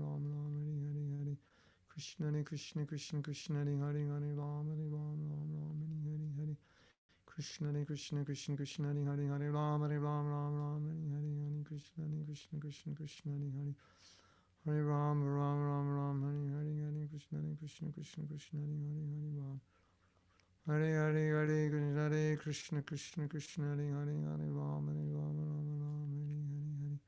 Hare Krishna Krishna, Hare Hare, Hare Ram, Ram Hare Hare, Hare Krishna Krishna, Hare Hare, Hare Ram, Hare Ram, Ram Hare Hare, Hare Krishna Krishna, Hare Hare, Hare Ram, Ram Hare Hare, Krishna Krishna, Hare Hare, Hare Ram, Ram Hare Hare, Hare Krishna Krishna, Hare Hare, Hare Ram, Ram Hare Hare, Hare Krishna Krishna, Hare Hare, Hare Ram, Ram Hare Hare, Hare Krishna Krishna, Hare Ram, Ram Hare Hare, Hare Krishna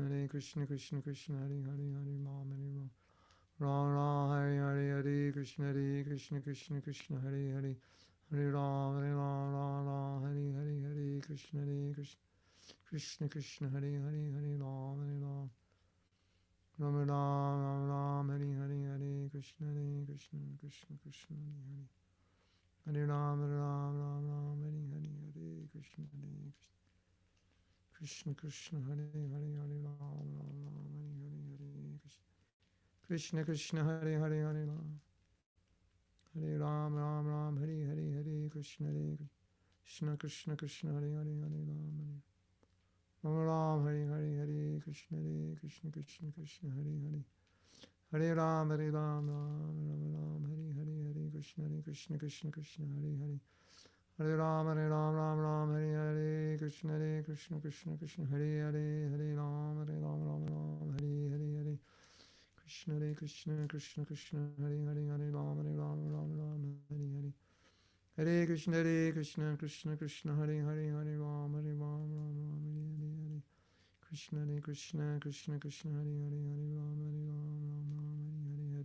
Hare Krishna Krishna, Hare Hare, Hare Ram, Hare Hare, Hare Krishna Krishna, Hare Hare, Hare Ram, Ram Hare Hare, Hare Krishna Krishna, Hare Hare, Hare Ram, Ram Hare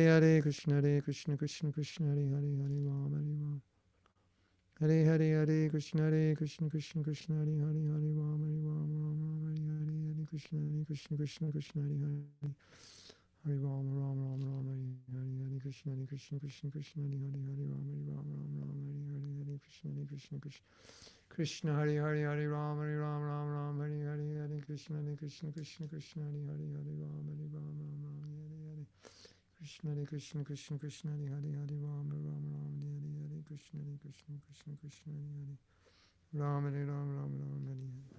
Okay.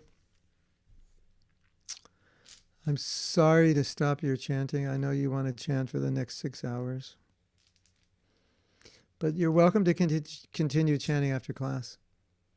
So, the nature of this topic and the nature of what we have done so far is such that I'm sure you have questions. And also, I would like to hear your realizations.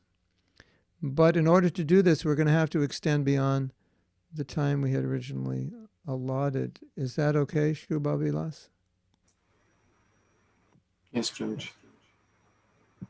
So if any of you have to leave, please feel free to leave. I don't want to make you feel obligated that you have to stay. And of course, you can listen to the recording. And I think it would be good in any case for all of you to listen to the recording again, because you'll pick up more. It will reinforce more.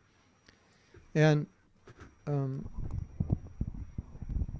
before we have questions, would some of you like to share your experience for this round we just chanted? And if your experience was not good, I would also like to hear those who struggled, because if anyone didn't have a good experience or was struggling or had partially a good experience, partially a bad experience, it's good for us to talk about it, because we can discuss how to correct that. So would someone like to share?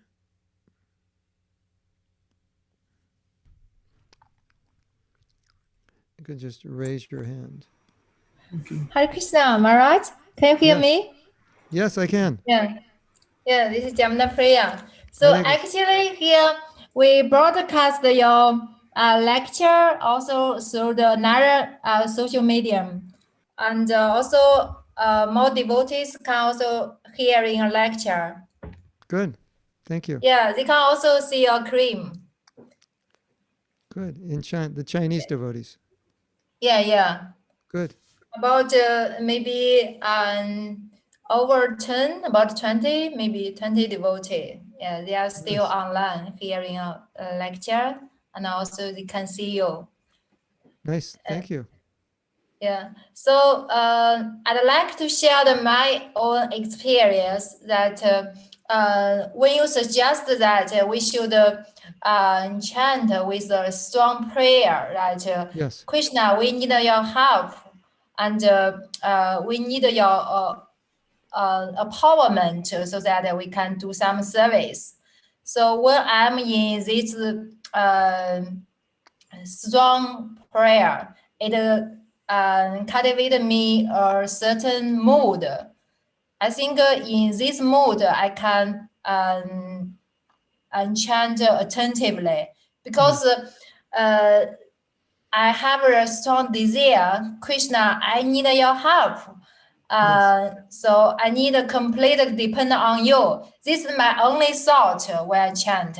Yeah. So Perfect. I think, Perfect. I can chant better than before. But my question is that when we in a prayer mode, like Krishna, I need your help. I need completely depend on your power to do some service. That thought is also a kind of inattentive. No. That is. She's asking if I'm praying for Krishna to help, some empowerment or whatever I need. Is that a kind of inattention? No, that's a kind of attention, because that's the meaning of the mantra. That's what the Maha Mantra means. Krishna, please help me. Okay. So that you're Okay. actually connecting more deeply with the meaning, but it's more connecting with the mood, because you could say the Maha Mantra means Krishna, I need help. All right, well, how do you need help? Yeah. So what you said before, when you pray for help, it empowers you to become absorbed. That's the answer. It's the same. Yeah. And I think that's a very important point. But that's my realization also. When you're absorbed in that kind of prayer, you naturally are more absorbed in your chanting. You. If your heart, wherever your heart is, that's where your mind is. Right? So if your heart is about all the things I'm worried about and all the things I have to do today, that's where your mind is. And if your heart is, Krishna, please help me, that's where your mind is. And that's why you can get more absorbed that way. And you don't have to battle with your mind, because your mind will go wherever your heart goes. So you work on your heart. Yeah, the mind become one-pointed thought. Yeah. Kṛṣṇa, Yeah. only need your help. Yeah. Yeah. So, and because Yeah. that's where your heart is, that's where your mind is. Oh, yeah. So It's when you're very just helpful. you battle your mind, but you don't change your heart, you're going to lose the battle. Yeah. That's a point. Yeah. Thank you. Just a side point. A lot of times we try to control our mind, but the origin of the thoughts are more subconscious, and unless we change on a more subconscious level, the thoughts don't change. And that's why we try to change thoughts, but they keep coming back because we haven't changed what's causing the thought. Oh, So yeah. the right that's a good. attitude affects the right thinking, which just allows you to hear more. It naturally allows you to hear more. And then the experience is powerful. Okay. Yeah. Thank you so much. Thank you for sharing. Someone else want to share? Hare Krishna Prabhuji, thank you so much for the class and giving the idea that when we are chanting, Krishna is coming, and when we are inattentive, we are not giving him the attention, and he's thinking what's wrong with him. So that I was able to get very emotional in the chanting, and I even cried. So thank you so much for that. Hare Krishna. Yeah. Crying is the perfection. So if we can cry more when we chant, then we're doing good. That's what we want. And I can also make you cry. Just meditate when you're chanting on this other prayer Prabhupada gave us, Krishna, please accept me. And then you realize that, oh, I turned my back on Krishna. That was like horrible. And now I'm asking for acceptance. And that empowers your chanting also. There are many ways you can empower your chanting. So whatever, I always find whatever is most real for us is what will empower us the most. The real problems or the real desires. Once in a Japa retreat, I said, what if I gave you a touchstone which could fulfill your desire? You could get anything you want from the holy name. What would you want from the holy name, or what would you want to experience? Just write it down. Oh, I'd like to experience this from the holy name, or get this or that. So everybody wrote down. I said, okay, well, why not chant now with that desire? Oh, holy name, please reveal to me this, or when will I get a taste? Or please destroy all my envy in my heart. And so we chanted that way. And so that empowered our chanting. So the holy name is actually a touchstone. That's what it is. And the beautiful thing that Prabhupada said is Krishna will fulfill your desire. And if Krishna will fulfill your desire, then you should let him know what it is. And don't think, oh, he already knows. No, he wants you to tell him. So tell Krishna, I want to be pure. I want to be whatever it is you want to be. Or I want to overcome my greed, my envy, my lust. I want to be empowered. I want to be able to help other people. Whatever it is you want. Let Krishna know and he'll help you. Or maybe you just think, Krishna, I'm crazy. Please make me sane. Or Krishna, I'm a gross materialist. Make me a spiritualist. Whatever it is. And it's, as I said, it's not like it's a predominant thought when you're chanting. It's a mood. It's the mood under the umbrella of pure devotional service. Please engage me in your service. Please help me. That's the umbrella. And the specifics are the emotion with which you're approaching the holy name. And then it'll be amazing. There's this story which expresses one emotional way Prabhupada approached the holy name. He was chanting Japa and he was crying. He was in Mayapur, and this was before he began his movement, and he was getting ready to go to America. And the Pujari said, why are you crying? He said, I'm totally unqualified for this mission my spiritual master has given me. So I'm praying for this empowerment. And so Prabhupada was crying in the prayer for empowerment while he was chanting. So this is just an example, one of many examples of how one can apply the holy name in a personal situation. Some of you have service. Maybe it's difficult. You can pray like Prabhupada. Please, Krishna, help me.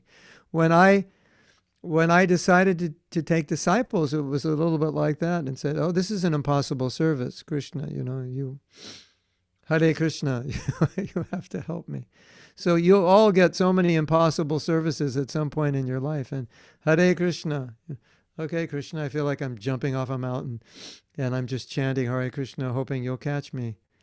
It's something like that. And that's what Prabhupada did. He jumped off the mountain and came to America, doing an impossible service for which he felt he was unqualified, and he was just crying for the qualification.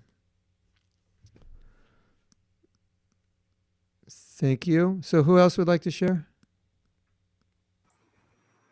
Hare Krishna Maharaj. Yes. Thank you very much for such a wonderful seminar. And I feel that recently my chanting was becoming more and more dull. And this seminar is like a bounce back for me. Good. So another thought of this one round which we just did together is that earlier I used to have 10 different prayers when I do my japa. Krishna, please purify me. Krishna, please engage me in service, this and that. But what I am realizing that I think I should dedicate my one round on one particular prayer instead of 10 different prayers. And it helps me to bring back to that one prayer whenever my mind wanders. So that is something probably I'll try now. Yeah, definitely. And I think that Krishna, please help me is, every day or every week we need help with something else. And we always need help becoming pure devotees. So yeah, it's much more focused. But what you'll find also is maybe you might find an emotion or a feeling that accommodates all those things into one, because you'll see actually they're all the same in some sense. So that could also happen.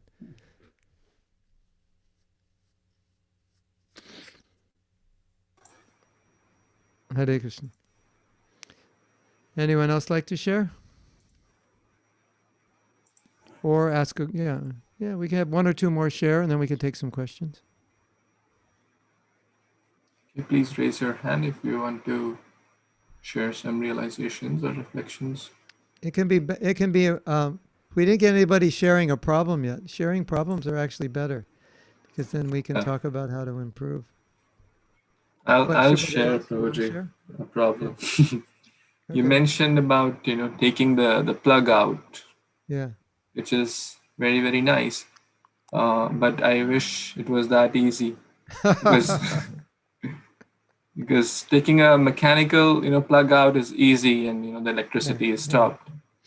But taking that mind plug out is, I feel, very difficult. So, no, you're right. It is difficult. But I think maybe we can think, if I actually honor this relationship with Krishna, then I'll take the plug out, and that will help you. Because taking the plug out is not just something you do to chant better japa, but it's also what you do to honor the holy name so that you can be present to it.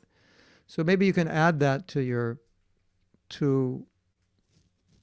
mood in pulling out the plug. And I'm not just doing this like as a mechanical process, but I'm doing it to honor my relationship with Krishna. And if I'm going to actually chant properly, then this is fundamentally what I have to do. Just like, if you're going on a vacation with your family, you have to unplug from your job so you can, be there with them. You can't be on the phone with your office and this and that. And so even the people in the office call, you just say, "I'm sorry, I can't take the call." That's out of respect to your family. So something like that. Think, this is the least I can do to respect my relationship with Krishna. And that might help. But it is definitely true that it's a challenge, for sure. And it's something that we may have to constantly be doing while we're chanting and reminding ourselves. But I think the more we respect that relationship, and the more that we give priority to that relationship in japa, the easier it's going to be and the more natural it will be. And then someday, Shubha Vilas, hopefully sooner than later, you will come to a point that when you chant japa, this will just naturally happen. Because it's like, you come home from work, okay, my wife told me when I come home from work, leave my work and I have a hard time doing that, and it created problems, but I've tried. And now when I do it, I automatically, when I come home, it's just my work is left at the office. It'll become a habit. And that will be a great day when that happens. And your japa will be like a rocket ship to the moon. Nothing can stop you. Only by Okay, the prayers of devotees like you. Thank you. Vrindavani wants to share? Okay. You please unmute yourself, Mataji. Hare Krishna, Guru Maharaj. Please Hare accept my Krishna. humble obeisances. Jai Vrindavani. Jai Guru Maharaj. Guru Maharaj, sometimes, in spite of everything, I'm not able to concentrate on the job. Means I do have some bad rounds. You do have By what? your blessing. Sometimes I do have some bad rounds. What should I do about it? Yeah. So, many years ago, Satsvarup Maharaj wrote a book called Japa Reform. And he said, after we chant japa, we should reflect on what went well and what didn't go well and what can I do to improve. And I really like that. And so I think that would be helpful, because reflection is so important, because reflection is what causes us to improve. And I think one of the problems with a lot of us is we don't reflect. We don't do something well and we don't reflect, and we just continually do it poorly, and we tell ourselves, oh, well, this is the best I can do. Well, that's not true. We can do better. So reflection really helps. Asking questions like, why am I chanting this way? How can I improve? Sometimes the why is more important than the how, because the why is the cause of the problem. So, why am I doing this? Why am I neglectful? Maybe I'm not taking it as important as it should be. Maybe I'm taking other things to be important. I'm trying to finish my round so I can do some service. I don't realize this is the most important service right now. Things like that. Change in the mentality, maybe. That would be part of the reflection. So you can try that and see what happens. Oh. Guru Maharaj, especially when, in Vrindavan mood, we do 64 rounds per day now. So 16 rounds are very good. But after that, it becomes like mechanical. Yeah. You don't want to do that. And I don't want to scare you, but, if you chant 16 good and 48 bad, the 48 bad are creating a samskara. It's like, okay, I'm chanting in a distracted way. So you don't want to create a distracted samskara. That's not good. So we have to be careful if we're chanting extra rounds to make sure we're not creating bad habits by doing that. And no, but I'm hearing it, Guru Maharaj. I chant and hear. That's it. I don't think about anything. But they're not that good as those 16 rounds, Yeah, well, okay. So you can reflect. How can I make those better? Okay. What can I do? Increase the mood to become pure devotee. Thank you so much.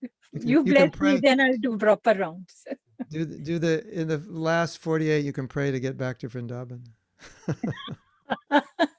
Okay. You bless.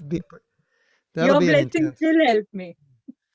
Vrindavani belongs to Vrindavan, but now she's in Houston. And so that should be an intense prayer to get back to Vrindavan. Kṛṣṇa, help me get back. Radha, help me get back to Vrindavan. Yeah. Hare Thank Kṛṣṇa. you, Guru Maharaj. Thank you so much. You're welcome. Hare Kṛṣṇa. Hare Krishna. Okay, who else Krishna. wants to share or have a question? So I have received 6 private messages and they all want to ask something. So we'll try, but please. Okay, I'll try to give short answers. Let's see if we can get through this. Okay, Sangeeta Mataji, you are next. Please unmute yourself. Hi, Kṛṣṇa, Guru Maharaj. Please accept my humble obeisances. All goes to your class and all the disciples. Thank you very much for giving me opportunity to ask questions. So to say, Guru Maharaj, when we were chanting together, I got distracted by the family, so I couldn't concentrate, but then I concentrate on your chanting, and even just concentrating on while you're chanting, that gave me some kind of really positive sparks within myself. And that was amazing feeling that really I would like to share. That though I was not chanting with my own wording, I was just hearing you very carefully, concentrating on your chanting, and then it really gave me pleasure. And the second thing, I just have a one question. Can I ask Maharaj with your permission, please? Yes, Hi. yes. Yeah. Like when we say about the desires, you said earlier about the desires. So I understand that we're not supposed to ask any desire to Krishna, but isn't it like the Krishna is our parents, like is our father? So if we don't cry to our father, who will go and ask for something what we want? Because it's not about we want, but sometimes necessity in this material world to survive. And sometimes there's so much of stress around you, which is like let's say just one example, I say, let's say if I don't have a job right now, maybe I'm okay with I don't have a job, fine. But maybe my family are not okay with that I'm not having a job. And they're thinking that, oh, you're sitting home and doing what? Just doing this whole kirtan and all these lectures, and they're not going to let you anywhere. So that is another stress level builds up more. And then Yeah. your consciousness, actually, when you're chanting in the morning, first thing when I wake up in the morning for 4:30 or 5 to chant my 60 round, I do. Sometimes I feel very sleepy because when I'm late sleep, then only I have like a couple of, like I feel like, okay, I need a cup of tea now. So I make one of my decaffeinated tea, and then I don't do drink until 8 rounds completes. And then after 8 rounds, I drink some, and then I do my another 8 round. Uh, but as you mentioned today, you mentioned so many beautiful points, which I have like noted that the way it should be chanting is really something not just for sake of chanting for 16 round, but they should be filled for love for Krishna. And definitely I will try my best from now on, whenever I Let, chant. let me address this idea of if I'm in stress materially and I'm chanting. Yeah. One way you can think of that, as Prabhupada said, is you're a devotee, you have faith, Krishna will take care of it, and Krishna knows your stress. So sometimes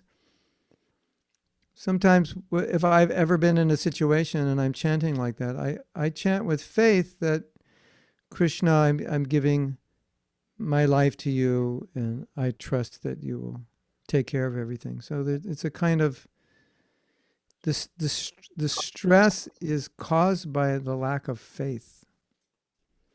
So you try to put that faith into your japa. That's helpful. Or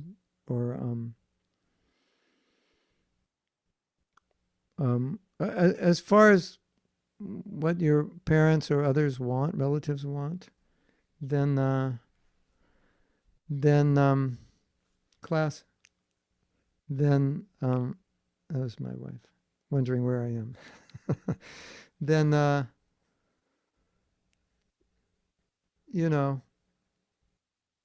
at least the Maha Mantra is meant for our purification. It's not meant for a tool for our material progress. And now, but for a devotee, our material lives and our spiritual lives are very much connected.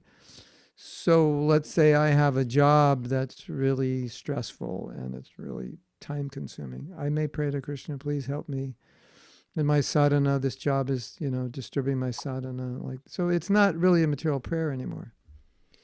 Or Krishna, my relatives are, causing so much distress. It's disturbing my japa. Can you help me, deal with this situation? You may not say pray for a job, just to help me deal with this in a way that I can go on with my bhakti. So if the prayers are housed with this intent of increasing my bhakti, sometimes the prayer may be, oh Krishna, help me with this material thing, but it's not for your sense gratification, it's for your bhakti. So that's a little different. But in the pure state, in the higher state, we would just chant purely to become Krishna conscious, and Krishna, whatever, I know you'll take care of me. I'm not worried. I just want to be pure. So those are some things to meditate on. That's fun. Yeah, that's really, I think you explain everything. I understand what I need to do. Good. Thank you, Thank Maharaj. you. Hi, Krishna. I love you a lot. Thank you. All right, so we have some more Subha Vilas in the chat. Yes, Renuka Mataji, please. Hare Krishna Maharaj. Very, very nice class. I attended yesterday and today. It was really amazing about the chanting. So we are doing everyday chanting, but we didn't realize so many like offenses what we are committing. Yes. So question is, if our mind is wandering, is it okay we stop chanting and do some reading and write down what are the thoughts coming in our mind, and continue our chanting based on like 4 rounds in the morning, 4 rounds in the afternoon. Sometimes if we divide like that, or it's better to sit at one place and we are not supposed to move from that place and finish all our morning. Well, yeah. I think there's no right or wrong way. Some people will think, well, I'm just going to continue chanting because I'll get through it. And other people will think, what's the use of chanting? Let me stop, like you said, read, invigorate my japa, group my mind and heart, and then approach it again. So it will depend on the individual, how they want to do it. Sometimes when you're not doing well, if you persevere, then it gets better. And sometimes you need to stop and say, okay, I'm in the wrong mood. Let me create the right mood. Offer some prayers, read something like that. So it will depend on you. There's no right and wrong way, but whatever you feel is best. But, if you can get more rounds done earlier, it's always better.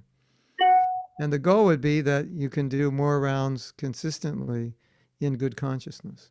But I have been in situations sometimes where I'm trying to chant, and due to circumstances, I have something to do, and there's a time constraint. I can't really focus on my rounds. I'll just put my beads down and say, I can't chant now. I have to get this done. It's on my mind, so why continue? That's why we like to chant earlier. Generally, there's less of that. And one more Okay. question, Maharaj. It's okay then. Thing is, like when we are chanting, our mind is keep on wondering. Is it okay we look at the Krishna picture and we think about some past? Okay, or we have to focus on that sound vibration and we have to get the mantra? You can look at pictures. You can look at the mantra. Prabhupada said, thinking of the pastimes, of course, is the goal, but it should be natural. It should come natural as a byproduct of chanting. It shouldn't be artificial, it's like, Hare Krishna, Hare Krishna, not like that. So the Leela will come when you're chanting, but if you want to think of the pastimes, if they're naturally coming while you're chanting, that's beautiful. But if it's a little artificial, Prabhupada said, no. But you can experiment in your own life, and you can be the one who makes the ultimate judgment about what will empower your japa. And you may say, well, if I think of the Leela a little bit, it gets me back on track. And so, yeah, why not? And one small question regarding the kids, like they don't feel sometimes like interested to chant, and we have to sometimes force them at least finish one round, some special days at least. So before going to bed. So how can we develop taste for them? How can you inspire them? By chanting nicely and showing them that you like to chant. And we have a kids japa. Every month we have a kids japa class. We've done 2 already. I think it's like the first Saturday of every month. If you look on my Facebook page, it'll be advertised. If you Google Mahatma Das, then you can come to my website, my Facebook page, other social media, and then we advertise. So I think it's the first Saturday of every month at 10 a.m. And then we have one in the evening for Australia at 7 p.m. Oh. So I think it's 7 p.m. on Friday night and 10 a.m. on Saturday morning, first Friday and Saturday of every month. But you can double check with me. Thank you, Maharaj. Dandavat Pranam. Very, very nice. Thank you. Hare Krishna. Hare Krishna. Okay, who's next? Hare Krishna Maharaj, Dandavat Pranam. Hare Krishna. This workshop has been very helpful. The last time I attended your seminar was in Calcutta. I think it was like 8 years back. And it was very good to connect with you again. I would like to share my experience today. When I was chanting, I tried to keep the mood first, but then my mind was wandering. I brought it back. And I must say that I had a quality chanting after, I don't know when was the last time I had a very good chanting. Thank you so much for sharing such wonderful thoughts. And I would like to focus on it for, future chanting. Thank you so much. You're welcome. Where are you now? You're now in Tampa? I am in Bangalore, India. Oh, you're in Bangalore. Oh. Did you see me in Bangalore when I was there in November? No, Maharaj, I didn't. No, not November. I was there in March. It was the last Okay. place I was in India. I left for America from Bangalore. Oh, I missed it then. No, I didn't meet But you. there was a lockdown, so we only had a few small programs. Yeah. Okay. Thank you so much, Maharaj. You're welcome. Thank you for sharing. Okay. Who else wants to share? Dandavat Pranam Maharaj. Very nice class. So, Maharaj, I am trying to improve my chanting. And I did, as you said, that experimentation. I just looking at the Krishna's lotus feet when I'm chanting. So it helps me a lot. And also, I have noticed that like when I'm very happy, like materially and spiritually, like I'm doing more service. And then when I'm also work-wise, like I'm doing good, that time I'm feeling very happy and I can focus much in chanting, as well as when I'm in pain, some distress I am having, that time also I able to focus more, like compared to the other time, like regular Yeah. time. Hey, what about stress? Better rounds during stress than happiness, right? Yes. That's because we're not fully mature yet. As you mature, then it won't matter. Any situation, you'll relish it because it's sweet. But it's true. We need some stability materially, and it's also true that stress is one of the greatest impetuses, the greatest impetuses for good japa, because we pray more for Krishna's help, right? And that just proves the point. When you're praying for help, it empowers your japa, and stress is what a cause of praying for help. Thank you.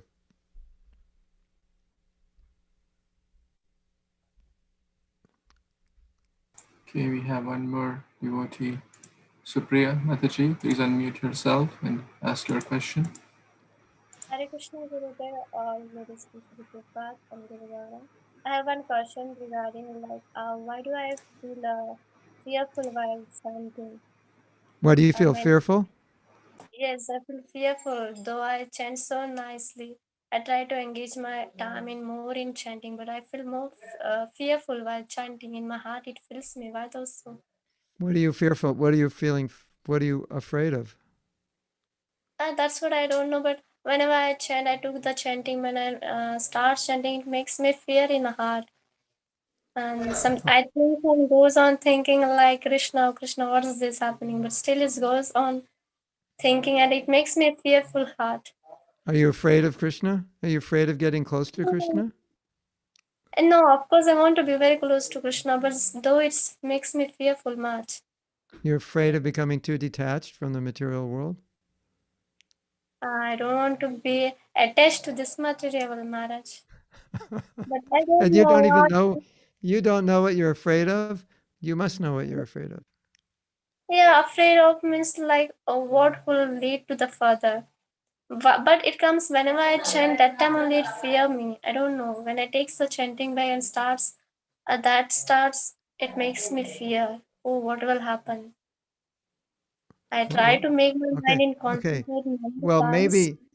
maybe you should know that only good things will happen and there's nothing to fear. Okay. Think like that. Think when you're chanting, thinking, this is so auspicious, this is so beneficial, that only good things will come. And just expect good things to happen in your heart, in your spiritual life, And instead of expecting something bad, expect something good. Okay. Because that's what will happen. Yeah, it can only be good. And if you're a devotee, even if something bad happens, it only happens to help you come closer to Krishna. So in the life of a devotee, nothing bad happens, even though we may think it's bad. It's never bad. It's only good. So you can have that faith that as I chant, this can only bring something good. Yes. Okay. Please bless me to that I can do it concentrated and focused to not to be fearful. Just just feel in your heart that the holy name is so auspicious. It will only bring benefit to me in my life. Okay. Thank you. See how Hare that Krishna. see how that goes. Okay. Hare Krishna. Yes. Where Yes. are you? Where I'm are you? from Goa. You're in Goa. Yes. Wow. I went to Goa in 1983. We did Harinam everywhere in Goa. Oh, nice. Yeah. Goa is not that good. It's full of clutches of all things, materially much. Yeah, I know. Anyway, there's a temple there, right? And yes, very some few centers are there in Goa, Vasco and Fonda Pension. Yeah, that's nice. Prabhupada's Yes. mercy. Okay. So, thank you, Dhanavad Pranam. Hare Krishna. Thank you. Thank you. Thank you so much to all the devotees for joining. There are devotees joining from all over the world, Bangalore, Goa, and China, and Philippines, and US, and Europe, I believe. So my humble gratitude to every one of you for taking out your time. And most importantly, our deepest gratitude to His Grace Mahatma Prabhu for taking out his precious time and going over time only to answer our questions and hear our reflections and giving us such a blissful experience of the holy name. So before we express our gratitude, I have already shared the links for the website, the links for the notes, and the 2 lectures which happened today and yesterday. And as you know that giving in charity, and especially to the right qualified brahmanas like His Grace Mahatma Prabhu for his enormous service to our movement, especially in this month of Purushottam, has like hundreds of times more benefit. Some of you have already, contributed, and I'm going to, give on behalf of group. So either that way, and some of you would like to go directly to the website and contribute directly, because we are all from different places and countries. So please, if you feel inspired, take a moment, and if you would like to offer some donations for Mahatma Prabhu's projects, and that would be immensely helpful. And thank you so much. So Ramya Prabhuji, would you like to take a few moments to share something?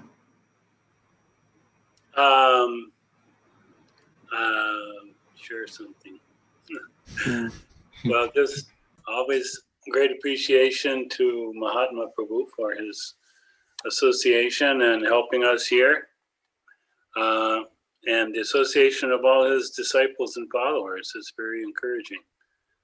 Thank you so much. You're welcome. And on SoundCloud, on YouTube, you'll find more. Like whole workshops are recorded, and on my website you'll find articles. On my website, if you go down on the homepage, you'll see there are like 5-6 different topics, the most popular topics. And then if you click on Japa, or any topic, whatever topic you click on, it will list all the articles and where to get all the audio and video to make it easier for you. So I suggest not only what I've done, but what Sajinanand Swami's done, Borijan Prabhu, and others. If you keep, this kata alive, keep talking about this, how to improve, it's very, very helpful. And if you can have in your group meetings and the people in your own preaching programs and with your friends, just be talking about japa and how to improve. If you can have a buddy that you talk to regularly about your japa, hold one another accountable for certain standards. That's very helpful also. Thank you. I have to make a confession. During the last japa session, for 1 nanosecond, I thought about breakfast because I haven't eaten breakfast yet. So now I'm going to go eat breakfast. So before Oji goes for breakfast, now you should all be able to unmute yourselves and turn on your audios and videos so we can properly express our deep gratitude to His Grace Mahatma Prabhu for his time, his services, and helping us in the most essential japa. So with 3 times, we'll call out loudly, Hari Bol, Hari Bol, Hari Bol,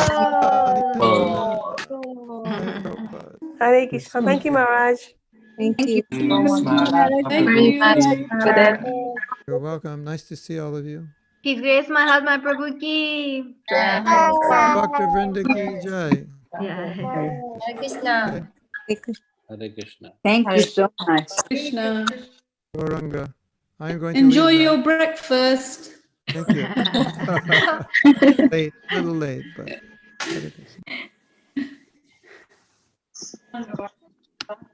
Thank you so much to all the devotees as well for your time, for you may be in different time zones, but thank you so much for coming and giving your precious association. We're so grateful for that.